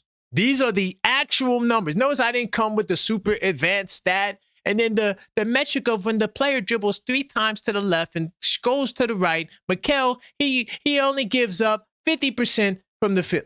I don't need to do none of that. I keep that joint simple and practical, yo. I may get into a little bit of advanced stats, but it ain't the super duper advanced stats. It's really not. We need to change our perception. Exhibit N. The winning formula. So, is scoring really his job? No, it's not. The team wins when he plays his role. He is a tertiary, no, not a tertiary. He is a connector, floor spacer. That's what he does. Not when he forces the offense, like the brother just said. You don't think that he could get his own bucket? I'm telling you that his assist percentage, his buckets are damn near 70% of his buckets from 2-point range are assisted upon. Let that sink in. Let that settle. He has to be passed the ball to. They're not giving him the ball for him to score 20. The team wins when he plays his role. And if I could just go back to Exhibit M, when he scores 20 or more, that usually means the team is struggling. So that's why Mikal has to find himself putting up 20 points if we mostly lose when that happens. All we need from Mikal is to hit his shots. And I do believe that Mikal will hit his shots. It's a mental thing. I don't think he's hurt, but he could be hurt. If he is hurt, he needs to end the Iron Man streak. Let me get to Exhibit O. Exhibit O, your perception of Mikal has to go. This is another powerful stat, and I'm still cooking with hot grease. So y'all need to understand something. We talk about defensive field goal percentage. Salute to my man Khalil earlier. He talks about the defensive field goal percentage for Mikal, how it's better than last year. I'm just going to say this. When it comes to the fourth quarter, Mikal Bridges is the best defender in terms of defensive field goal percentage in the entire league. In the fourth quarter, Mikal Bridges gives to his opponent 33%. That's the best in the league by far. He is the best in the fourth quarter when it comes to defensive field goal percentage. So I am arguing this is what my client's role is. He is a clutch defender. We've seen it with the block on Tatum. We've seen it with the defense overall against the Celtics in the playoffs, last year in the playoffs. And we're seeing it this year. I think he also had a clutch block or a clutch stop this year. In the fourth quarter, when it comes down to defensive clutch, this brother is the best in the league in terms of defensive percentage. Look at what the opponent shoots normally. Do y'all see that? They normally shoot 46.7%. That's a minus 13% that Mikal Bridges is doing. His defense in the fourth quarter is elite. That is not my opinion. That is what the numbers are saying. Mikal Bridges, this is his role. He still guards the point of attack. OG Anunoby guards Cade Cunningham. And maybe SGA, the big guards. Bridges guards all the rest of them. The small guards, right? The Donovan Mitchells and those guys. That's Bridges' assignment. The Tyrese Maxey, that's Bridges' assignment. The Darius Garland, that's Bridges' assignment. The LaMelo Balls, that's Bridges' assignment. The Trae Youngs, that's Bridges' assignment. He still guards the best player on the point of attack every single night. And his defensive rating is better than what it was last year at 111, which is solid for a guy who guards tough assignments. See, when we're looking at defensive numbers or advanced stats, you got to have the right context. The right context here is that Mikal Bridges' defensive rating, 111, to me is solid. It's better than what it was last year. But you also have to factor in he's guarding the toughest point guard every goddamn night. So from a defensive perspective, Mikal Bridges should be on the All-NBA defensive team. Like seriously, like at least the second team. Maybe not the first team, but Mikal Bridges should be on that second team. This right here is a bar. It's better than Wemby. It's better than all those other guys. Y'all need to understand this defensive impact. When he's guarding these guys in the fourth quarter where it matters, their efficiency drops completely. That's a major, major, major argument for my client's favor. And this is what they want from him. They don't want him wasting his energy on offense and having to play defense. They want him to defend. And that's why he's probably gassed and tired, because he got to chase these little ass guards around. You'd be gassed and tired too if you got to chase Tyrese Maxey and Garland and all these guys. All right? Now listen, man, I ain't done. Y'all thought that I was done. Y'all saw the first 12. Y'all was like, oh, that's cute. It's cool. Oh, man, it is what it is. Y'all thought I was done. But I'm going to tell you this. I am not. Continue to smash that like button. Now, I'm going to get back to the phone lines in a second. I just need to continue cooking with hot grease. You need to change your perception of my client, Mikal Bridges, as you guys smash that like button. All right? All right? Y'all need to smash that like button. It's very important to the algorithm. All right? Smash that like button. Now, while you guys may disagree, you cannot argue with the facts. He is #1 in fourth quarters. He's been that way the whole year. I seen this stat early in the year. I just wasn't sure if it still standing. So I went back to check it because I thought he was slumping and he's playing bad. But we think about him playing bad just on offense, not on defense. Let me continue pushing. All right. So this is Exhibit P.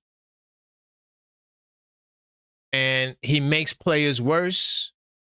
He guards the opposing guards, right? The top options, reduces their efficiency in the fourth quarter, forces difficult shots, and he turns good scorers in the fourth quarter into efficient ones. All right? We keep it pushing. Exhibit Q. His deflections. This is for my last year people. He's playing better more. He's being more disruptive on defense, right? His defensive assignment is pretty much the same, which is to guard those little guards, but his deflections are up. He has more activity on the defensive end. He also doesn't foul a lot, too, which is something that people really don't give him a lot of credit for. He rarely is in foul trouble. You rarely see Mikal get in foul trouble. He does his job at a high level, and he gets a lot of defections. Also, disrupting the passing lanes. He connects on offense. When his shot falls, he's one hell of a connector on offense, boy. Y'all know what he could do in that mid-range. Stabilizes the defense. Yes, OG helps, and he and OG work together. Josh Hart defense as well. The hustle and the heart. Towns defense. By the way, salute to the big bodega cat. Who told y'all first about Towns defense? I've been defending Towns defense for the longest now. Oh, Towns is a bad defender. He don't play no defense. That's cap. Towns is a foul liability. Towns plays good defense. He never was a bad defender. That's just what I want to say it is, I think that is just people overlooking them, right? Yes, he has his moment. I'm not saying he's the Kembe Mutombo. I'm just saying that he's not Nikola Jokic. That's what I'm saying. Yeah, he's not the Kembe Mutombo. He's not the best defender in the world. He's just not a bad defender the way you're making him out to be, and he never was. The problem is in 6 of the last 8 years, he's been top 5 in fouls. That's Cat's problem. He fouls too goddamn much, and he's been fouling for the longest. But I told you that Cat's defense wasn't that bad. Now, oh, wow, Cat's defending better. No, he's not that he's defending better. The team is defending better. So if the team defends better, it makes you look like a better defender. It's really that simple. You know, they're forcing drivers to the baseline. There's a lot. Oh, by the way, the Knicks transition defense is fire. One of the best transition defenses in basketball. Teams don't get a lot of fast break points against us. That's why I was ranting and raving about the Pacers last night. And this is why I said we have a big problem. A big problem. Like, we don't got no big guys in the rotation. All we got is little ass guards. Nonetheless, he helps stabilize the team. This is what his defensive role is. It's clearly defined. I need you guys to shift your perception of my client, all right? Because he is doing his job, all right? This is what he does. Don't try to make it seem like my client is not doing his job. Now, his shooting is bad. Once again, I'm not defending that. But everything else is on the money. And I'm going to take the calls after this exhibit, Exhibit S. His steals are up 0.9 to 1.4. His blocks are up 0.5 to 0.8. His rebounds are up 3.2 to 4.1. All signs point to him actually getting better on defense. Being better defensively this year than he was last year. Now, I'm not talking about his Phoenix days. I don't need to go back that far. I could give a goddamn about Phoenix because different coach, different role. What he's doing in New York now, clearly they're excited about it. That's why they paid him $150 million. So any issue you have with my client, you need to take it with Leon Rose. That's my hard stance. All right, now I'm going to get back into the phone lines, but and I do got more, but I think I'm going to end it there because we're going to do more of these types of shows as the season progresses. Definitely got a lot more, but I think I might end the presentation part there and I'm going to get into these calls. So if I missed your call, I am calling back, but continue to smash that like button. All right? Continue to smash that like button. You cannot deny his defense in less minutes than last year. That's another thing. His minutes are less than what he played last year. And his defense is way better. That's what they want from Mikal. They don't want the guy to average 20 points. We already seen that. So take out of your mind that my client has to score 20 points. Take out of your mind that my client has to be a bucket getter. All right? Uh-oh. My man Ty said that another does it. Uh-oh. Hold on. Let me guess. He was triggered. Hold on. My man Ty, he wants to get back on the line. So hold on. Let me get this brother on the line. By the way, phone lines are back open. Hold on. Yo, what's going on with my app, bro? God damn, this is too many notifications. All right. Let me get my man on the line. Hold on. Hold on, Ty. I'm coming to you right now. And to everybody else who called, I am doing callback. So hopefully you guys answer. 646-995-8389. Call up. Voice your opinion. Let's see if he answers. And continue to smash that like button. Uh-oh. Ty, you back in the building. Yo, where we going? I want to ask you a question, Karan, because this is really good tonight. You have my attention. Well, I want to ask you real quick though, bro. As I just looked up his Mikal's playoff stats last year, his playoff stats. Do you know what his points were? Do you know what his points were per game last year in the season? His points were 17. His playoff dropped to like 15. All right, so you hiding that. See, in your whole diatribe, you hid that. That's the point. Those points matter, do they not? So well, yeah, I just did a presentation on points. I showed you the value of points. No, they don't want him to score that much. I understand that, but how did that fare for us? I'm asking you and your expertise. How does that fare for us? You want me to keep it real? Where did it get us last year? And are we teetering the same pattern? Because if he's averaging 14 this year, right? 14 something, and he was averaging. Let's look at this. He was averaging 17, almost 18 points last year during the season. We did pretty well. We got to the Eastern Conference. He had a little significant drop off, 3 or 4 points off, but we end up losing. Now this year he's averaging just 14. Okay. And then in the playoffs, if it drops off, what are we doing, Karan? Like, because I hear you, your stats are fire. Like, I'm looking at your exhibits, I'm like, okay, he's on it. But the only pushback I have is, what is the difference? It's redundancy, bro. Like, we're doing the same thing, expecting different results. I know. So who do you take that up with, Ty? Who do you take that up with? Okay. Thank you. Okay. That's all I'm saying. That's fair. That's fair. That's fair because I know it ain't for Mikal to come in and lead us in scoring or be the third. But Bingo.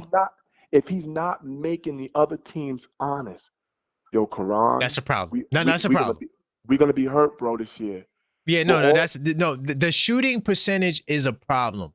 But I do want to say this. The real reason why we lost is not just Mikal. It's we weren't better than the Indiana Pacers, man. We weren't. I all thought we were. Pause. I never swallowed that pause, bro. I could never. We were. You got to, brother. But think about this. One, we was playing against the refs in Indiana. We gotta be real. When Carlisle the refs are trash. When Carlisle went and did that whole little crazy rant he did on the refs and didn't care about getting fined, it changed the whole complexion of the series. There's no way Halliburton is better than JB. I don't care. No, I'm not saying that. Whoa. Yeah. I'm not saying that. Listen to me. Listen to what I'm saying, right? Siakam played better than Towns. That's a fact. Yeah. So Siakam was, to me, their best player. Yes. I'm not saying that Siakam is better than Brunson either. I'm not saying that. But here's what I'm saying. They played like a better team than us. And honestly, I'm not ashamed to say that they had a better team than us. And the reason why I'm saying that is because, one, you can argue that Coach Tibbs, you dropped the ball. Okay, that's cool. Either way you put it, they just were better than us in all fact. They were more resilient than us. Remember, because we were the comeback kids. They also were the comeback kids too. So what you're saying is they wasn't a better team. They just played better than us. Because I don't think they're a better team constructed. I just think that they have more heart. Like the way they don't got more talent than us, but they play like a better team. There you go. I respect that. They don't got more talent than us, but they played like a better team. I respect that. I respect that because at the end of the day, I just need Mikal to play his best. And I think what the New York fans are asking him is, this your best? No, it's not. No. It's not. All right. See, that's what I needed you to say. We all needed you to say that. We all needed you to say, as his attorney. Of course. I know everybody hearing. We all needed you to say, this is not Mikal's best. This is not my client's best.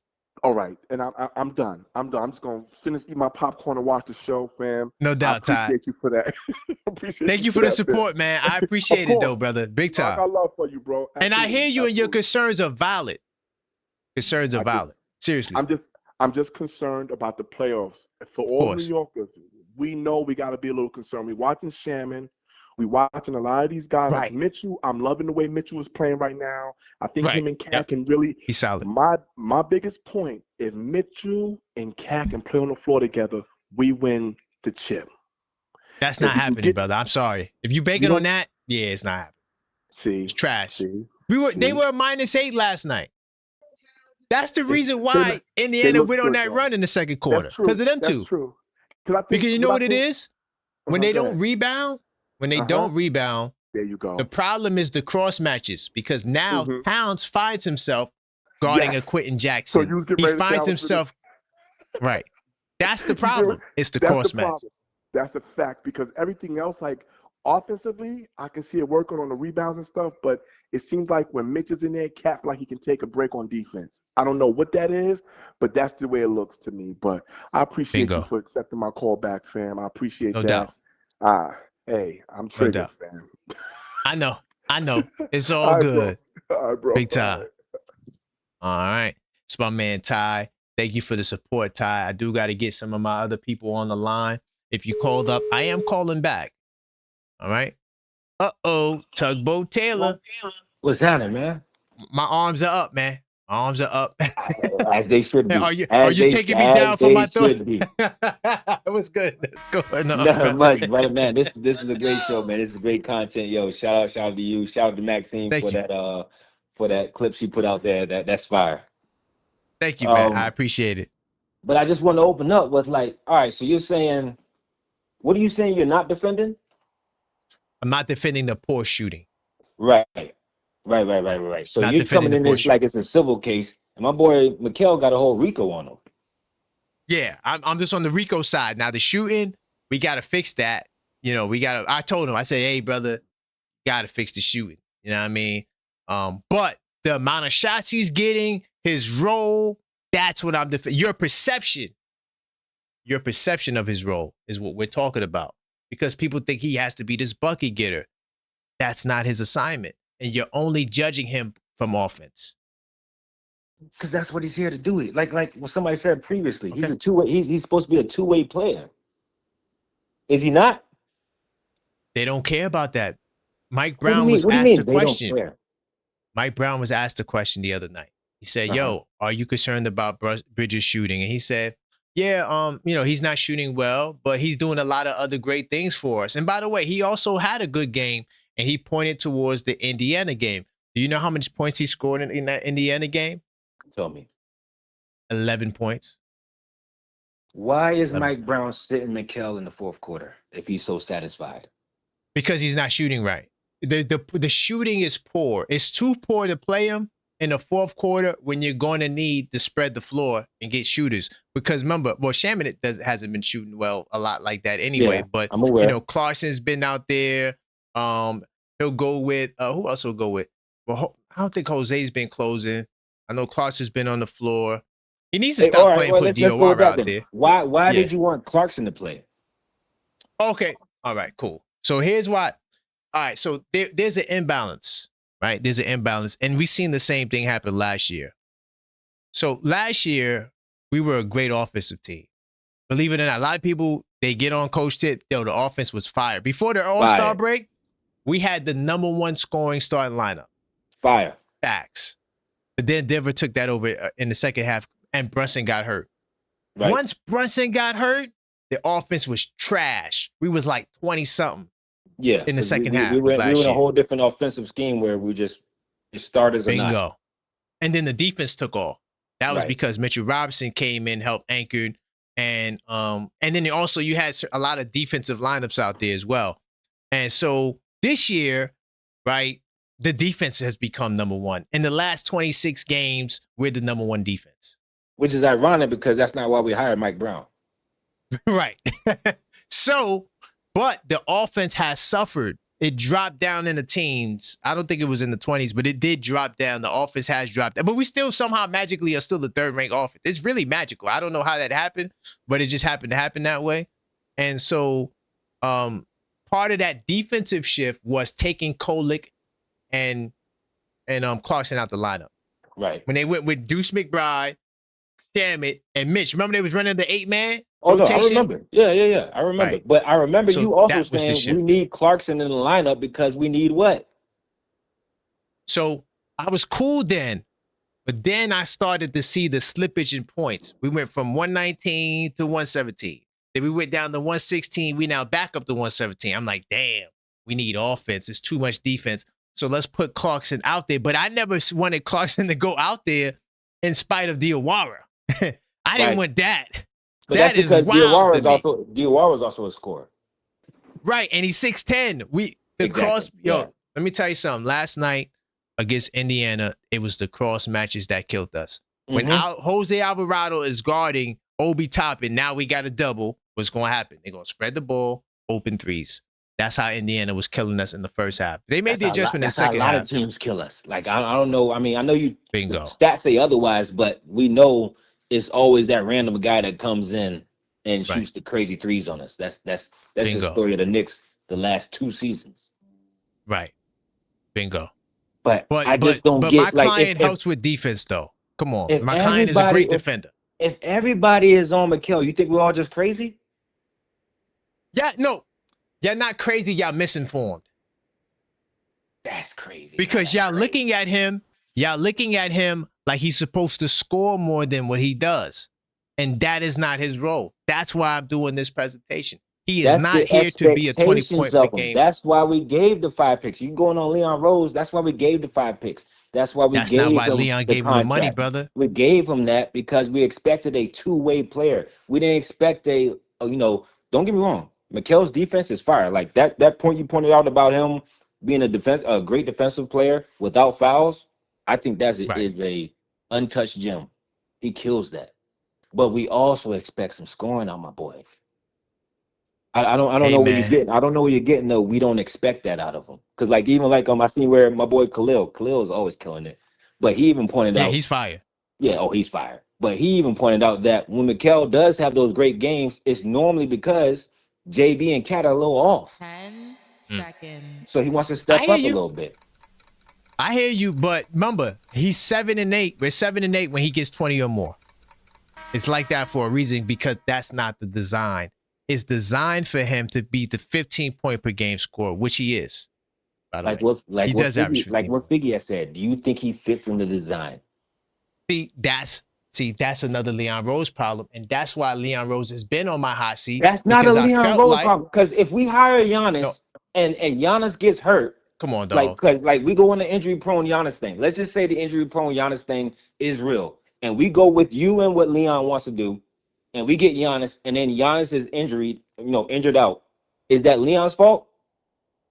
No, but no, you're missing it. What I'm saying is this is what Leon Rose wanted because he always knew that OG and Mikal are the same goddamn position. He should have got a real 2 guard or a real power forward. He should have never got Mikal. When OG was in that same predicament, OG told us, hey, I want a bigger offensive role. OG not only took the plate, he also stepped up and pushed it further. Mikal isn't doing that.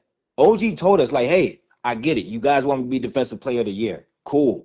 But I also am going to try to get my offensive game up. And he proves that just like last night. When JB ain't playing, shout out my boy JB. That's my dog. But when JB ain't playing, OG is like, I'm the captain now. I'm going to get my buckets. Right. Mikal but that's a part of the system. OG is the third option in the system. That's how the system works, brother. Mikal is not a scoring option, not a top scoring option. He does get buckets, but remember, 70% of his shots in 2-point range are assisted upon. Okay, well, I'll end it on this then. How did you feel when my boy flopped that layup? That wide open take. My client got to get better. He got to get better. He got to do better. Come on. No. You can't just skip over there and just say he got to get better. How do you feel about him flopping on that? Because that was crazy. And that was a full example of the Mikal experience. Yeah, I mean, what you want me to say? He's not shooting the ball efficiently. That's not my argument. I wasn't hired for that. That's another lawyer's job. You are hired but for I'm gonna that. say That's this. what we're all coming at. That you are hired for I'm that. coming at it. I'm just telling you about the perception about the points he scores, right? He's shooting well overall from the field. So we know what he's capable of, but the 15 points per game is what the Knicks run from him. That's all I'm saying, Tugboat Taylor. Right. That's all I'm saying, brother. Okay, I'm gonna let you finish getting grilled out for the night, man. All right, man. Big time. All right, buddy, man. Stay blessed. Hey, man, this is fire content, bro. I appreciate you, man. I appreciate you, man. Big time. All right. By the way, that's OKF Nation Plus. So, I know y'all like, man, he's on the line a long time. Well, he is a OKF Nation Plus. He gets callbacks. So that's a part of his thing. So that's why I like to let him cook because sometimes he don't use his callbacks. All right. But yes, the 3-minute rule is in effect. By the way, if you do want to call back because you are triggered when you hear this sound, these are the rules. Everybody gets 3 minutes, but you also hit that link tree. I'll get you back on the line. Really quickly. Hold on. Somebody sent in the Cash App, but I don't think they called up. Hold on. Let me just see who this is. Because sometimes the names be different. Let me see who this person is. And I'm going to continue with the callbacks. Oh, okay. Big time salute to my man, Jamie. He just wants to show love and support. I appreciate you, Jamie, man. Thank you for that Cash App, brother. All right. Big time salute, man. Your support is definitely appreciated, man. To all of the Cash Appers out there, we do appreciate you guys and your support. Make sure I'm good on the YouTube side.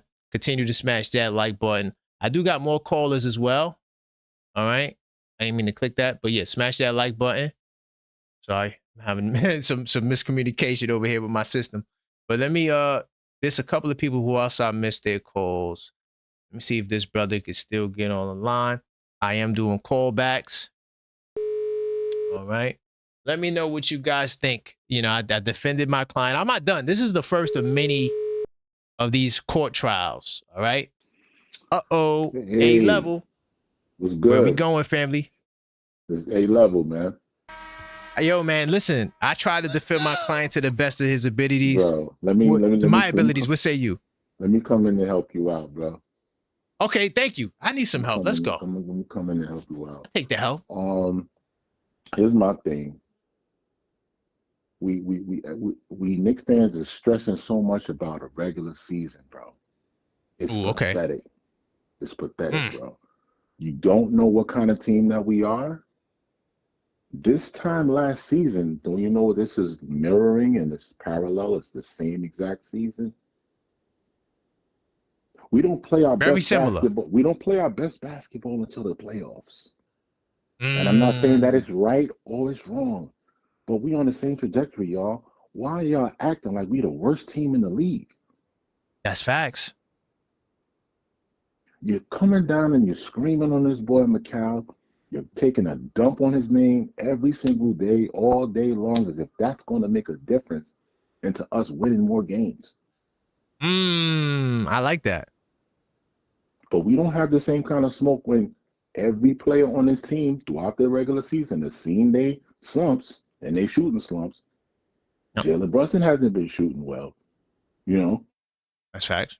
OG, when he goes on his shooting slumps, it's quiet. It's quiet. No one says a word about OG. Cat, that's true. He's going through his struggles and everything else, but all of a sudden, whenever we lose a game, Mikal's name is at the top of the list. Yep. Don't you understand that playing 82 games a season is no joke? You know what I'm saying? And then you running for 48 freaking minutes, like you said, guarding the toughest, the opposite opposing team's best player. Yep. And you expected to have the legs to still go on the other side of the ball. Come on. That's a fact. Where's your grace? But they don't want to acknowledge that. They don't want to acknowledge that. We want to be GMs and we want to be coaches. That's fire. But we don't want to be fans. We think we know better. You know what I'm saying? We don't know what's going behind closed doors. Bingo. Don't you know that? Remember Nick Anderson, who used to play for Orlando Magic? Yep. He was shooting fire. Went into a slump. His confidence he lost his confidence. Just like that. Facts. Yep. As fans, you're supposed to support people, bro. You know what I'm saying? Because now I agree. Now that we got Mikal right now, what can we do about him? Can we trade him? No. Nope. Get behind the guy. Bingo. That's all I'm saying. Yeah, hold on, and I'm gonna let you go. But what you said was fire about 82 games and guarding the opposing team's best player. It would be unfair for me to then require you to score an average 20 a game when I got Brunson, Towns, and OG. What are they there for? And also, like you said, that was a great stat. When he does score 25 or when he does score 30, that first game of the season when we played Boston and we lost to them, he scored almost 30 points that game. No one said nothing about Mikal. Nothing. We didn't say nothing about nobody else neither. We just lost to them. Yep. So y'all gotta play fair with this, man. You know? They're not gonna play fair, but I appreciate you, brother. Big time. Man. Great call. Peace. Hey, yo, that was a great call. Not just because he agreed with me, but he also brought up a lot of great points. Like, yo, y'all need to relax. Like, it's the regular season, dog. Now, yes, he needs to shoot better. We know that. But don't throw the brother away. That's why I'm here. I'm here to give a different opinion, a different perspective of something that you may have heard. What's going on, Trey? Yeah, what's good, man? I wanted to you and that last caller, boom. All right. Now Bridges is not just obligated to guard the best player every night. We have OG doing that. We have Josh Hart helping out. You understand? And all we're asking for is what you averaged last year. We're just asking for your average, which is 14. And if 14 is too much to ask for, then I mean that's not fair. You know. Now I understand why you want to be his lawyer, and I need you to.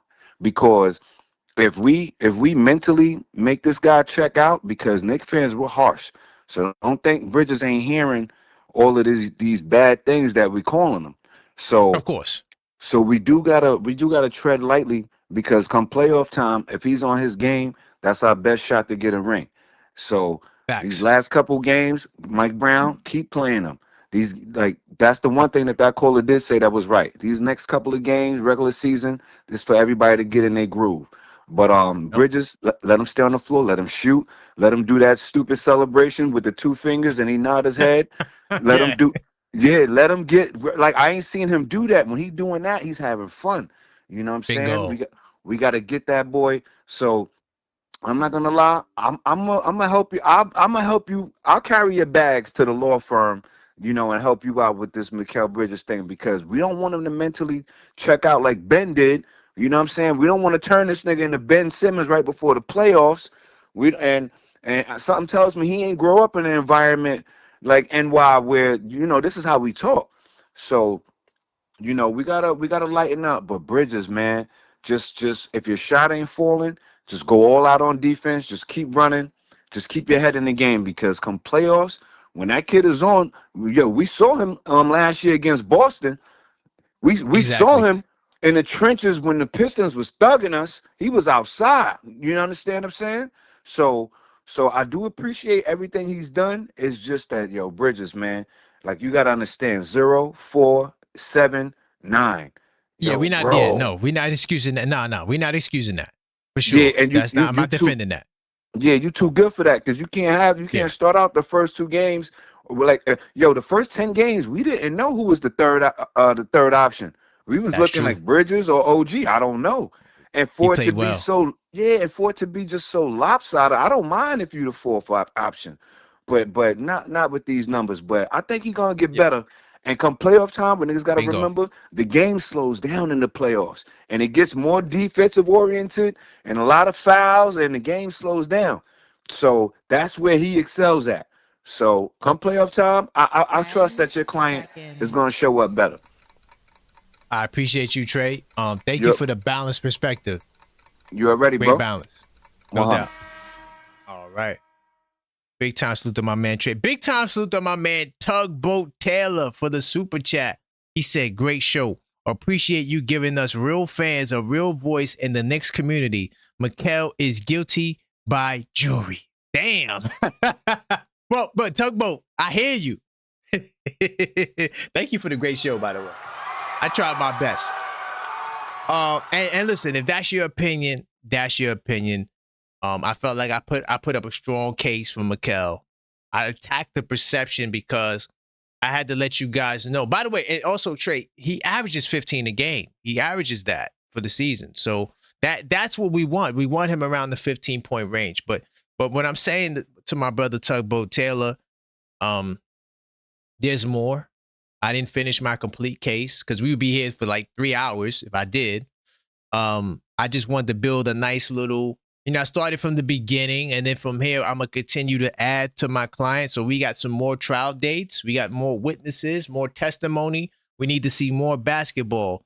So we can't we can't make him guilty just yet, Tugboat Taylor. We still got a playoffs as well. We have to get through the postseason. Trust me, if he plays bad below the standard that they set for him, not you set for him, then he has to feel the rap. But the poor shooting, we will not tolerate, Tugboat Taylor. I do appreciate that. And if you want to call back at any time, you can. Just to let you know, because you are OKF Nation Plus. All right. Now, let me get my brother Ty, because he was triggered again. So Ty wants to get back on the line. So I'm going to get Ty on the line. But before I do, we got to continue getting the likes up, all right? Very important to the algorithm. We don't have enough likes. Let's get the likes to above 100. We know that is the minimum. Once again, salute to my man Tugboat Taylor for that donation. And listen, if you're not convinced, you're not convinced. I just hope that you learned some really good information because I'm gonna come with something. And the fact of the matter is that we don't need him getting 20 points a game. Usually that means the other 3 are not performing well. Like the brother said, he had 30 against the Celtics in the loss, and none of y'all said nothing. What happened that game, right? Where was the outrage? There was no outrage because you guys are looking at points, and that's how you're judging Mikal. I told you he's one of the best fourth quarter defenders in basketball.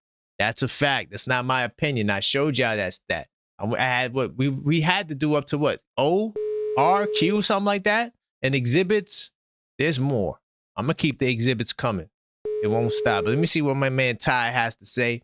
He does want to call back. Uh-oh. Hello? Where we Nah, going, you, Ty? I know you was triggered, man. Where we going, man? nah, you already let me get the call back. I did? Yeah. Oh, my bad. I could have sworn hold on. Was it somebody else? Yeah, you already let me get my call back. I did. Okay. All right. Yeah. You know, I just want to make sure. Double back. You feel me? Nah. But your man was saying, I don't know What's up? which as I guess just Knicks fans fan. My man got on. Listen. Yeah. Everybody's subject to get it, man. We was getting on everybody. We wasn't just getting on Mikal. You know that, Karan. We was getting on Brunson at one time. We was getting on Cathead. You know what I'm saying? And Anobi. We get on everybody. Right. We need Mikal. We need him for the playoffs, and that's it, man. So everybody, they want us to get behind these players. I'm not getting behind a player. I'm not counting nobody coins, right? He got 150 mil. I don't know what's guaranteed, but at the end of the day, do I believe he deserved it? Yeah. Oh, it's guaranteed, brother. Right, but I know. But look, does he deserve it? Yeah, but at the same time, he's not playing like he deserves it now. Okay. That's the issue. So we just, everybody talking about we at the same level we was last year. That don't bode well for us because look what happened last year. That's it. I don't know if I agree with that point. I don't know if I agree with that. He said that we're in the same position we were last year. Well, so I was giving him the regular season because in the regular season we are in the same point. I mean, the difference is we could be a second seed, but last year we were the third seed the same way, same damn record. So maybe from that perspective, but I think that we're better equipped for this playoff run than last year. I do believe that. I do agree with you, but I think the missing piece or the piece that's in question is Mikal. We should be concerned about the regular season because it prepares you for the playoffs. If you're in the regular season good, then there's another level that you're going to go to. So now we're much more formidable.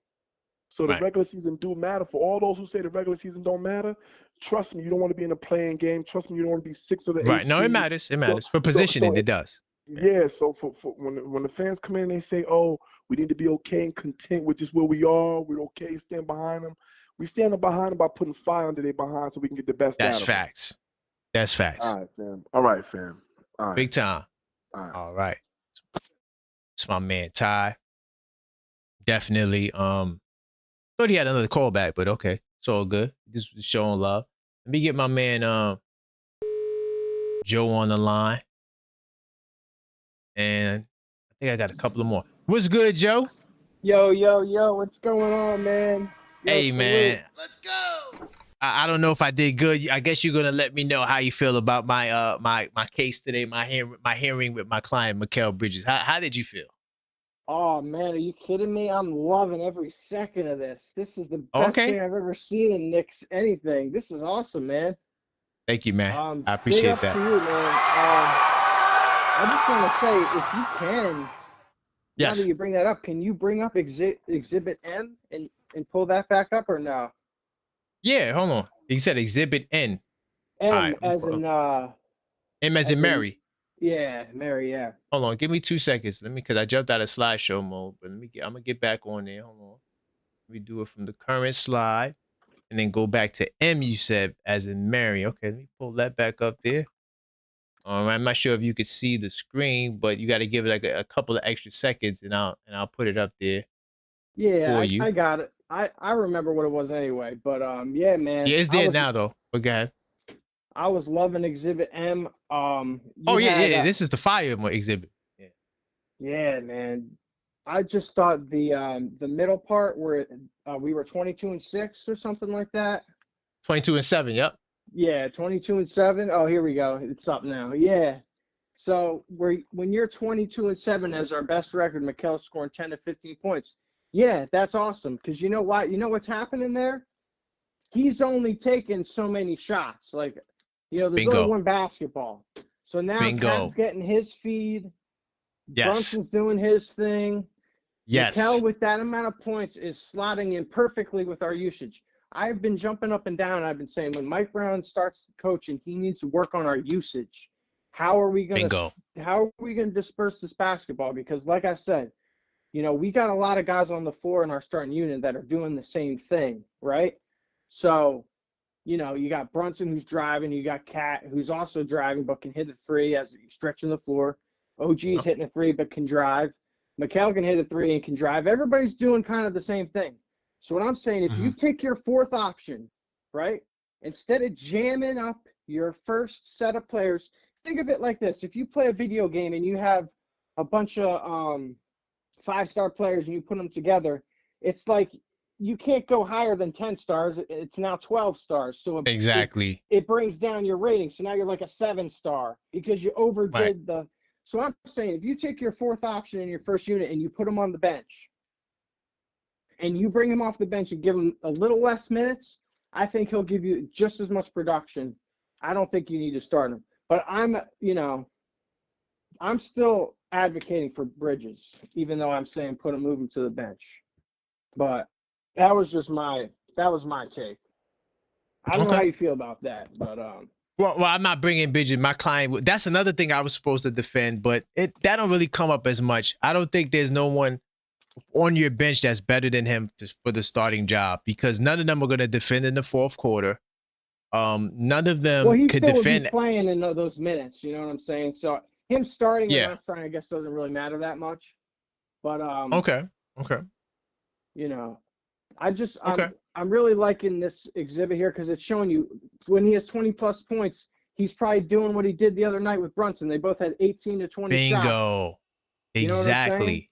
And that's screwing up our whole usage and who's shooting and who's doing who. So that's when you're seeing that 7 to 8 record right there within 20+ points. Bingo. You hit it on the nail. And you don't need that with him. Like I've been saying, he's a top 60-something scorer in the league, right? Yep. So that puts him right at 14, 15 points. That's what Mikal Bridges does, you know? So you can't kill him. You can't kill him. But hey, man. That's all I'm trying to say. No doubt, man. I appreciate you, Joe. All right. So, yeah, man, that slide to me was the slide of the night. And I knew I had that in my back pocket. For those of you guys who think he needs to score more. And this is why I was attacking your perception of Mikal Bridges. Because I think that is part of the problem.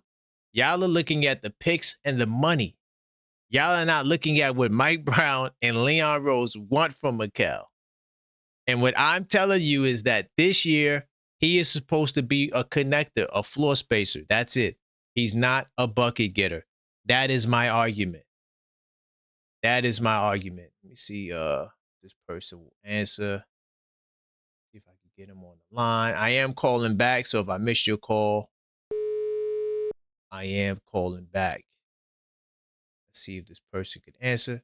Hey, how's it going, family? Hello. Can you hear me? I'm not sure what's going on with their line. Hold on, just make sure I'm good. I'm good. But continue to smash that like button, y'all. All right. I'm doing some callbacks. If you want to talk on the line, 646-995-8389. Did the tournament start today? Or is that tomorrow? Yeah, I think the 19th. That's when it starts. Definitely got to check out that tournament. Continue to smash that like button, y'all. All right, we still cooking with hot grease. So if you just joined the show or if you're late into the show, you know, I had up a lot of exhibits. I defended my client to the best of my ability. Also, if you're not subscribed, you might as well subscribe as well. We know that well over 60% of you guys are not subscribed. Very important to the algorithm. All right, so make sure you guys subscribe. We do have giveaways at each milestone. Once we reach the 5K milestone, we will give away a rookie Jalen Brunson trading card. All right. Oh, I do got another call. Hello, caller. State your name. Well, what's good, Anton? How you feeling, brother? Yo, what's good, brother? I'm all right, bro. Just chilling, man. Big time, man. I figured I'd give you the salute because I know who you are. You know, you saying your name, I could just say your name. Where we going, man? Are you feeling the presentation or you coming for me? Where we going? I got my hands up. Nah, I'm gonna just say this. I'm gonna say third option, yeah, it's not OG Anunoby, it's Mikal Bridges, brother. I mean, really? My man. Okay. You gotta look at it like this. This is my man boy we talking about. This is Jalen Brunson's boy. You know what I'm saying? Okay. first-round picks for this man. And you gotta remember when they brought OG on the team, he wasn't asked to be a third option. He was just brought in for defense. And we saw Bridges what he was doing in Brooklyn. He was dropping 20 points a game, averaging at least 20-something points a game. So I'm expecting that man to go out there and play defense. He's a two-way player. I'm giving up 7 first-round picks, and this is your boy. I'm expecting you to come in there and do all of that. So I don't like when people say OG is a third option, because that's not what they brought him there for. You know what I mean? Can I ask you a question? Did you listen to this presentation from the beginning? I caught a good amount of it. I did. I was watching. Okay. Because in the beginning, I told you that your expectation is not the same as what these guys want from Mikal Bridges. When OG Anunoby scores 20 or more, our record is 18-3. When Mikal Bridges scores 20 or more, we are 7-8. Him scoring is not helping the team, and that is because that is not his role. His role is the fourth option. I know you don't want to believe it. I know it sounds crazy, but this is what Mike Brown wants from Mikal Bridges. When he was asked about the shooting slump, he pointed towards the Indiana Pacers game. Mikal Bridges in that game scored 11 points. That's what they want. That 11-15 is what they need from Mikal. His job is defending, spacing the floor, hitting them corners fast. 70% of his buckets are assisted upon. He's not out there creating his own shot. So I hate to break it to you, brother, but that's the crux of my defense, that your perception is twisted of Mikal. Not just you, everyone who feels as though Mikal has to be this scorer. I'm telling you, that's not why they paid him. That's not what they want for him. They want for him to be what he is. And if you do have a problem with this role from Mikal, you have to take it up with Leon and Mike. So that was my point. Right. I check this out then. If my man, look, you pay him all this money, and you give him picks for him, why the hell would you do that if you need him for defense and you got a better defender on the bench right now? And percentage-wise, Sohan is a better disruptor. You know what I mean? Defensive, young guy who pretty much can't shoot the three. Like why bring Bridges in there for that many picks just to defend, and he ain't even defensively good like he was, man, in Phoenix, brother. That man, look, man. If you paying me money, if I'm 6'6" and you paying me money to be a third option, I'm coming in there, I'm trying to drop 20 points. You know what I'm saying? OG's out there doing all of that. You know what I'm saying? Why? I don't understand how people just letting him off the hook and just saying he's just supposed to be in there for defense. I don't like that. You know what I'm saying? I think you bring him in there for that many picks. You know what I'm saying? And then look, and if they don't win a championship, this is gonna be a blemish, not just on Leon Rose. It's gonna be a blemish on Jalen Brunson as well, because he all of them. And now you got no resources to improve this team. So if you want to go get another center or another power forward, you have the picks to do it because they wasted it on this man. So hey, man, listen. Personally, I don't want to hear that he can't drop 20 points and they give all they picks for him. You know what I'm saying? And he ain't been being defensive like he was in Phoenix, brother. You need to give us more than. So Anton, look, Anton. Listen, I hear you, brother, and this is exactly my point, man. You completely. I appreciate you, Anton, man. I hear you. Big time salute, brother. All right, family. I appreciate you, bro. Appreciate no doubt. You. No doubt. All right. Well, you see what my man Anton said? That's why I did the presentation the way I did. So now y'all have to blame Leon, not Mikal, for why he's not getting the 20 point. Now, of course, you could blame him for the bad shooting. Yeah, we're not arguing that point. But you have to blame Mikal for the high shooting. But I mean for the bad shooting and not shooting well. Really quickly, I do got to let you guys know about Game Night, the latest addition to the 82-night series. All right, is definitely going down this playoffs. So you guys need to make sure that you get your copy. Game Night, the playoff edition. All right. And of course, you can do so by hitting the link tree, which is the link that is on the screen, linktree/TheObjectiveFan. All right. You can definitely check that out now in my on my Linktree page. Now, listen, I do want to tell you this. Years from now, we remember the moments, the shots, the comebacks, and the rivalries. These are the things about the playoffs that are interesting, but the main thing is we forget all of the details. That's why I created Game Night, the playoff edition. It's a postseason journal where you can track every series, write down your predictions, and document game experiences, and record the entire playoff run. So instead of just watching history happen, you can actually document it. If you want one, click the link on the description or in the description and the link that's on the screen, linktree/TheObjectiveFan. And you can order it now. We have free shipping. It's on sale, okay? And it arrives to your door right before the playoffs begin. So don't wait before it's too late, because before you know it, this will be gone. So all you have to do is pre-order so you can expand your basketball knowledge beyond the horizon. And I look forward to seeing you guys inside of the 82 Nights Club. All right. Oh, my man Snipes, he must have been triggered. He's calling back. Oh, Lord. What did I say wrong now? Let's see what Snipes wants. Tugboat Taylor in the building. Uh-oh. Where we going? Yo, you think Mikal is a third option? I don't think he's a third option. I think he's the fourth option. And he's been that. Even last year, he was the fourth. Do you think he was designed to be a fourth option when we hired him with Debo? When we hired him, do you think we hired him to be a third or fourth option?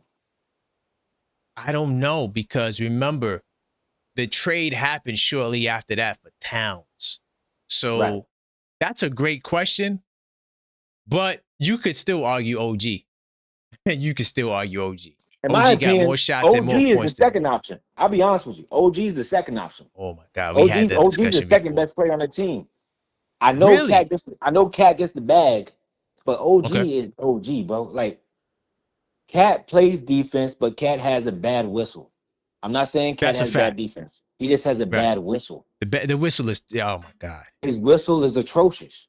It's atrocious. So, like this whole new, Cat is playing great defense. No, Cat has finally got a good whistle. Bingo. That's what's really going on. But in reality, prior to that, OG has always been the best two-way player on the team. We got Brunson doing Brunson things. Brunson is untouchable in my eyes. You can't. I mean, just the pay cut alone. Yeah. There is no further discussion. So Brunson is the trophy in my eyes. But yeah, like Mikal isn't the third option. He's not he wasn't designed to be the third option. He wasn't designed to be the fourth option. He just happened to fall in that because of how the team ended up playing out. Good point. So good point. Why? That's kind of where this whole court situation comes in, because he's been put into position of, all right, well, now you are the third option because we gave these picks for you. We gave the bag for you. You know, we did all this for you. Exactly. JB got through here. But he's not the guy. And I'm like, we have to let that go. Mikal is not the guy. See, that's what Tugboat. I'm glad you said that's the purpose of my case. Yes, he's shooting bad. We know that. But you got to change your perception. Y'all are hooked on the picks. The reality is this is his role. This is where he thrives at. He's best helping the team here. But he got Tibbs fired, right? He did. Damn. He was part of Tibbs getting fired, right? And he asked for Tibbs to do these layup lines. Mm-hmm. When was the last time you see Mikal do a layup? That's facts. And look, he tried to do one last night, and that's what I'm saying. The brother almost ended his career and his streak. He almost ended his whole streak on a layup. The whole layup line he was asking for, he almost ended his career. And then he was playing buddy with Mike Brown at the beginning of the season. I won't forget that. The whole preseason, Facts. he's sitting there on the bench with Mike Brown, chumming it up with him. Because Mike Brown knows I wouldn't have my job if it wasn't for you, Mikal. Thank you. That's facts. That's facts. So that's where that loyalty relies. That's why I'm like, all these little sly comments that Mike Brown is like, parading Mikal around. I'm like, yeah, I get it, because without Mikal, you wouldn't have that job. There would be no job, right? There'd be no job for you. Yo, great point. Great point. We got Mikal on the pedestal because of what we gave for him, or excuse me, what Leon gave for him. With Leon, thank you. If we're gonna do the Leon thing, we gotta put the pressure. Thank you, man. You cooking tonight, man. If we're gonna do the Leon thing, but we gave him that out of love for Brunson, because Brunson, we were trying to do the Villanova Knicks thing, but the Villanova Knicks thing included Dante DiVincenzo. Right. And so once that piece fell, the house of cards kind of fell on that. Yep. Because Mikal was like, I seen an old meme of him being the Squidward guy looking at SpongeBob and Patrick having fun. That's who Mikal is. He wasn't part of this organization. We added him thinking that, all right, we're gonna try the Nova Knicks thing out. And then we tried the Nova Knicks thing out. We did the little GQ magazine thing where everybody was all chummy bummy. And then we let go of Dante, and it threw everything off. And now Mikal is like, oh, wait, hold on. What do I do now? You guys want me to be important now? I thought I was just coming here just to ride the wave. Bingo. But you're not here to ride a wave no more, buddy. That's the thing. It's like, all right, now we need you to step up to the plate. The whole Knicks mantra is next man up. Mikal doesn't fall in that mantra. He's not the next man up. Definitely. So that's all I had. And that's the problem. I just want to hear if you thought Mikal was like a third option, fourth option for real. No. He's not a third option in my hell no. Nope. And you could challenge the fourth option, but I give him that. That's what I'm saying. But you like could the fourth option, it's questionable. Yeah, it's definitely questionable. It's questionable. Facts. So it's like this guy doesn't fit in our system. That's the moral of the story. He doesn't fit in the system. And Tugboat, look, this I'm not even going to defend that. I put it back on Leon because they knew they were getting two small forwards, and then you traded away your power forward in Randall. So now you don't got a power forward, and then you traded Dante, who was like a de facto two guard, and now you don't got a two guard. Right. And then so the defense is Mikal did his job against the Celtics, right? Right. Nope. What else did he do? That's my question. What else did he do? The Celtics, he killed it. We'll hold him to that Celtics series. That was the F them 5 picks, F the picks. Mikal Bridges. But outside of that, and when we play the Spurs, but like you even said, when we play the Spurs, we're playing against a young Spurs. Next year Spurs, let me see Mikal do that next year. Yeah, the Spurs are going to be up. Listen, I'm telling y'all right now, Wemby in his second finals is going to be a problem. So that's what I'm saying. So yeah, Mikal is going off against these young Spurs, but once they develop, is Mikal going to be the same guy? And that's where we're all on contingency against of how Mikal is gonna do in the playoff this series. That's this whole thing right now. Is Mikal going to show up the way? And Tugboat, this is where I'm defending my client. We gotta see. We gotta let him get to the playoffs. I'm here to remind y'all he has to make it to the playoffs. We gotta wait. But if he doesn't, is it over? Oh, he's like, yeah. Then I'm quitting. I'm out of there. Oh, okay. All right. Then yeah, I'm off the case. Yeah, say less. 100%. All right, cool. Big time. Cool. Yeah, because I'm like, yeah, remember, I'm the objective fan. I ain't gonna stay on a burning ship. Yeah, I ain't doing that. No. No, you on a burning ship. You on a burning ship. It's just the fire. The fire's only in the galaxy. Right. I think we could put the fire out. But once I believe the fire can't be put out, I'm out of here. Bro, I work on ships. If that fire starts, ain't no putting it out, bro. Damn. It's too much oil. It's too much grease. It's once that fire starts, ain't no putting it out, man. You got to head to the light. Okay. That's why Tugboat Taylor. I got you. Big time. Yeah, no, I really work on Made both. the connection. Yeah, I really do this. That's fire. That's fire. Oh, yeah, Man, really thank do. you, family. I appreciate the support tonight, man. Big time salute, Oh, man. no. Yeah, that was support for you, man. No, this show is fire. I mean, like, I'm not taking it for granted of what you do. Like, this is, I don't think anybody in the sports community has anything like this. Like, we're having a whole trial on the player that we're like, all right. Right. That What do we everybody do with trashing. it? Yeah. Right. That's fire, though. I mean, like, for real. That's fire. Like, Hey. nobody is doing that. So the fact that you even came up Yep. with the concept, put it all together, you and Maxine, y'all are killing it, man. So that was Salute what to that was. That Maxine. was the support for all of y'all and what y'all putting together, man. I mean, because Thank you, I man. binge watch every show. So this is Thank you, great. man. No, thank I you. appreciate you, man. So All right, listen, brother. man, anytime you want to call up, you know what to do, brother. Oh, yeah. I'm locked in. All right. Salute. All right, brother. All right. Once again, man, one of the MVP donors, OKF Nation Plus. Okay, when you get that plus, man, that's like the MVP on this channel. Hold on, let me get my man Ty back on the line. He was triggered. Hold up. Definitely was triggered. Let me get my brother back on the line. Yeah.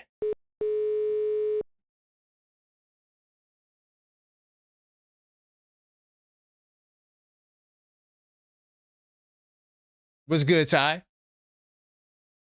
Are you there? Hold on. Trouble on the line. Also, big time. Oh, wow. Big time salute to my man, Khalil. We do appreciate that Cash App. I didn't even. Yo, wow. Yo, Khalil, man. You the MVP donor, man. Big time salute on that Cash App. All right. Ty, I'm not sure what happened to your line, but Khalil, I see you, man. Listen, Khalil, you always are on point, brother. And I do appreciate you and all of your support. And hopefully you continue to call in, even if you disagree with me. Like, one thing I like about you, Khalil, in the OKF, in the Knicks Tape Madness Discord server, you went and researched something that I put up there. That was fire, and you confirmed it. But I'm telling you right now, I'm not coming with a stat that ain't well researched. Let me get my man Ty. Let me try him one more time. I'm not sure what happened to the line. Please leave your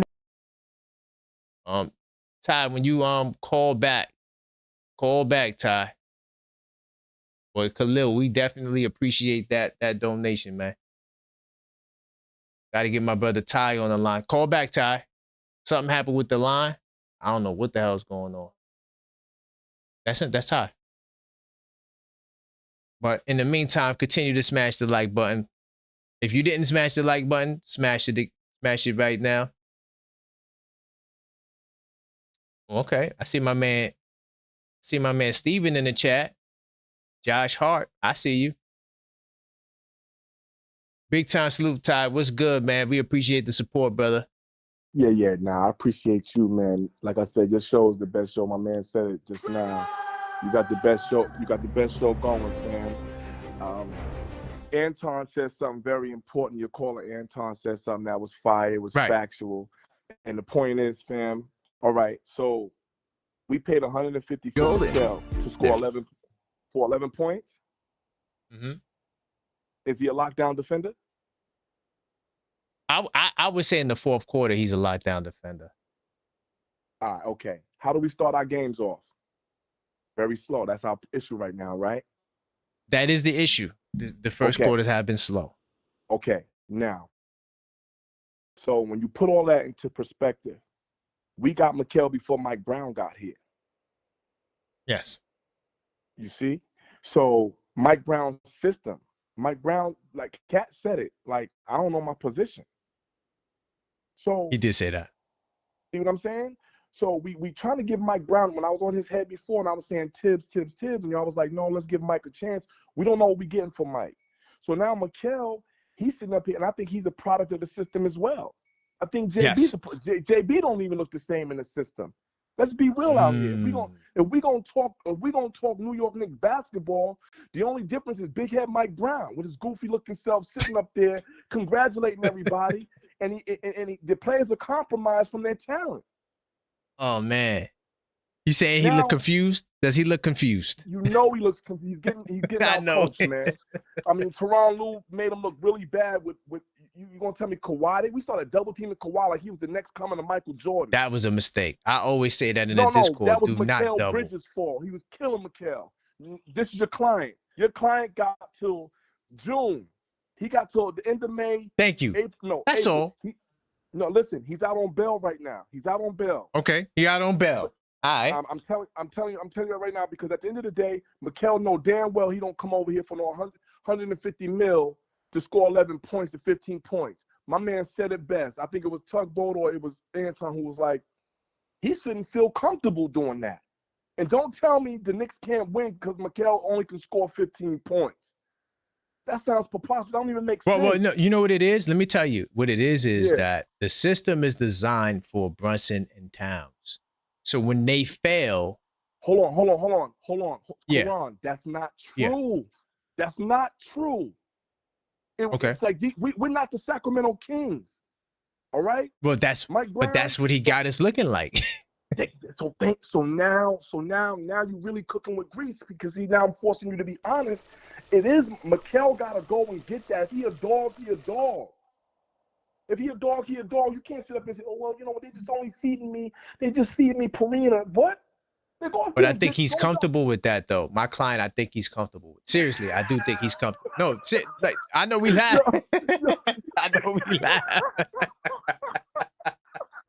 No, yo, Karan, I'm done. I can't even be serious with you. Yo, I can't be. You said he's comfortable with that family. He can't. Yeah. Yo, seriously though, I do think that. As long as he don't play enough. Think about it. Who complains about playing too much minutes? Right. Think about that. Right. I get that. What player have you ever heard going talking about, yo, I'm playing too much. I don't want to play this much. Right. But what? Hold on, chill. Come on. But hold on. 150 mil for 11 to 15 points, and you're not a lockdown defender? Get out of here. My man said it best. Go put him on the bench, man. Get more usage out of him, man. Go get more usage, because you already got Anunoby, you got Cat, and you got Brunson who gonna try to make that happen. And Shaman ain't scared to shoot. Shaman will shoot himself back in the game. He'll be cold and keep shooting until he start, and then he can clutch buckets. Mikal, if you listening, stop playing. Yeah, get up out of here. Stop playing with us, man. I don't want him to leave if he gonna play and be that dog. But when my man Tugboat said, he worked on a boat. But listen, he knows when there's smoke, there's fire. Uh-oh. There's smoke, there's Pun intended. Yes, sir. All right, family. I appreciate it. Big time. I appreciate you. Yes, sir. All right, Ty. Great call back. Yeah, I get it. Y'all want more from my client. I get it. But, I felt like I did a great job explaining that, yo, it's on Leon and Mike. They don't want more out of Mikal. And I don't understand that, because you already paid him. So y'all just got money to throw around. Mitchell Robinson might be out of here because you may have overpaid Mikal. I say may have, I don't know. Because my client still has a long way to go. We still got a postseason. So we got to see what the brother brings forward. What's going on? Mark L.I. in the building. Where we going, family? Hey, how's it going? Let's go. Having a great night, man. I had a hard job defending Mikal. What say you? Oh, well, what I'm going to say is I hope the Knicks win the championship, obviously, because I'm a big Knicks fan. But of course, if they don't, and this era of the Knicks can't get it done, I'm afraid to say that the biggest culprit that people are going to point to is going to be a Mikal Bridges trade, because think about what kind of player they could have got with all those picks that'd be better than Mikal Bridges that they didn't get. And we all know that there are better players out there that they could have got with 5 picks. So I hope it doesn't work out that way. But me either. Please, I hope not. Because he's got no. The problem is with Bridges is that he can't finish a contested shot at the rim. He'll either back off or he'll take a mid range, which he'll make or not make. And then if that's the case, he's got to be a real sharpshooter from outside, which sometimes he's not. And then you just have his defense. So he's a limited offensive player because of but if they just get him the ball more in transition, they toss the ball across the court sometimes on a rebound. He can make a bunch of layups like that. So he's useful that way, and sometimes he'll hit a three, but it's tough when you have to rely upon him because he's so freaking inconsistent. Right, but how do you feel about what I said about the role that they assigned for him? They assigned this role for him to be this tertiary guy who sometimes he could get buckets, but mainly he's out there for defense, especially in the fourth quarter. He's really good. But what do you think about that? Is that also a mistake that they're not getting more out of this guy who we've seen do those things in Brooklyn?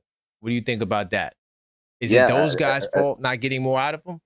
No, I mean, what are they going to do? They're going to stop. You're going to have to tell Brunson and Cat to stop taking the ball off the court and stop shooting. And, the pecking order. Yeah, I mean, you don't want those guys to take less shots. Those guys are better than Bridges. So, bingo. Yeah, Bridges is a tertiary scorer. But the thing is, when at this point, Rose is playing Shamet or other guys over him now, even in the fourth quarter, because he doesn't trust him enough to make the clutch shot at the time. So that's a tough situation. But hopefully you go back to the playoffs like he did last year with Boston. Of course. He'll play better. He'll come up with amazing plays and defense, and then we'll win a championship. That's what I hope for. That's all we can hope for, and it may not look pretty, but hey, the Pistons, when they won, it didn't look the prettiest either. So when all those other teams that may not have had like the super fancy style. So as long as we get to the championship and Mikal averages 13 or 18, as long as we win the goddamn championship, that's all that matters. Yeah, if he averages between 13 and 18, I think we definitely have a shot. Bingo. Yeah. Bingo. Yep. I hear you, brother. Yeah. I hear you. But I appreciate you, man. Great point, great call. All right. Appreciate it. All right. Salute, Mark. Take it. All right. So once again, I gotta give a big time salute to my man. Ty gave a nice donation. And he also left a message. He said, great show. Thanks, fam, for your show, man. I appreciate you, Ty. To all the supporters, man, you guys are the fuel to the engine. I couldn't do this without you guys. I'm here every day, twice a day, whether there's a game or not. And guess what? We'll be back here tomorrow again for 2 days. Oh, by the way, got to mention this earlier. We got a Knicks and 10 show tomorrow. It's going to be fire. You think this is fire? The Knicks and 10 show is going to be fire as well. I got something cooked up. We're going to be analyzing games 61 through 70. So every time there's a 10-game stretch, I do a 10-game review, and it's called the Knicks in 10. We're going to be doing that tomorrow night. Of course, we also got the Blue and Orange Brunch, which will be going down around 1 p.m. I guess that's the new time that we try to do the show around. So be on the lookout for that. I do appreciate you guys. If you didn't smash that like button, smash it. And until next time, as always, let's go Knicks.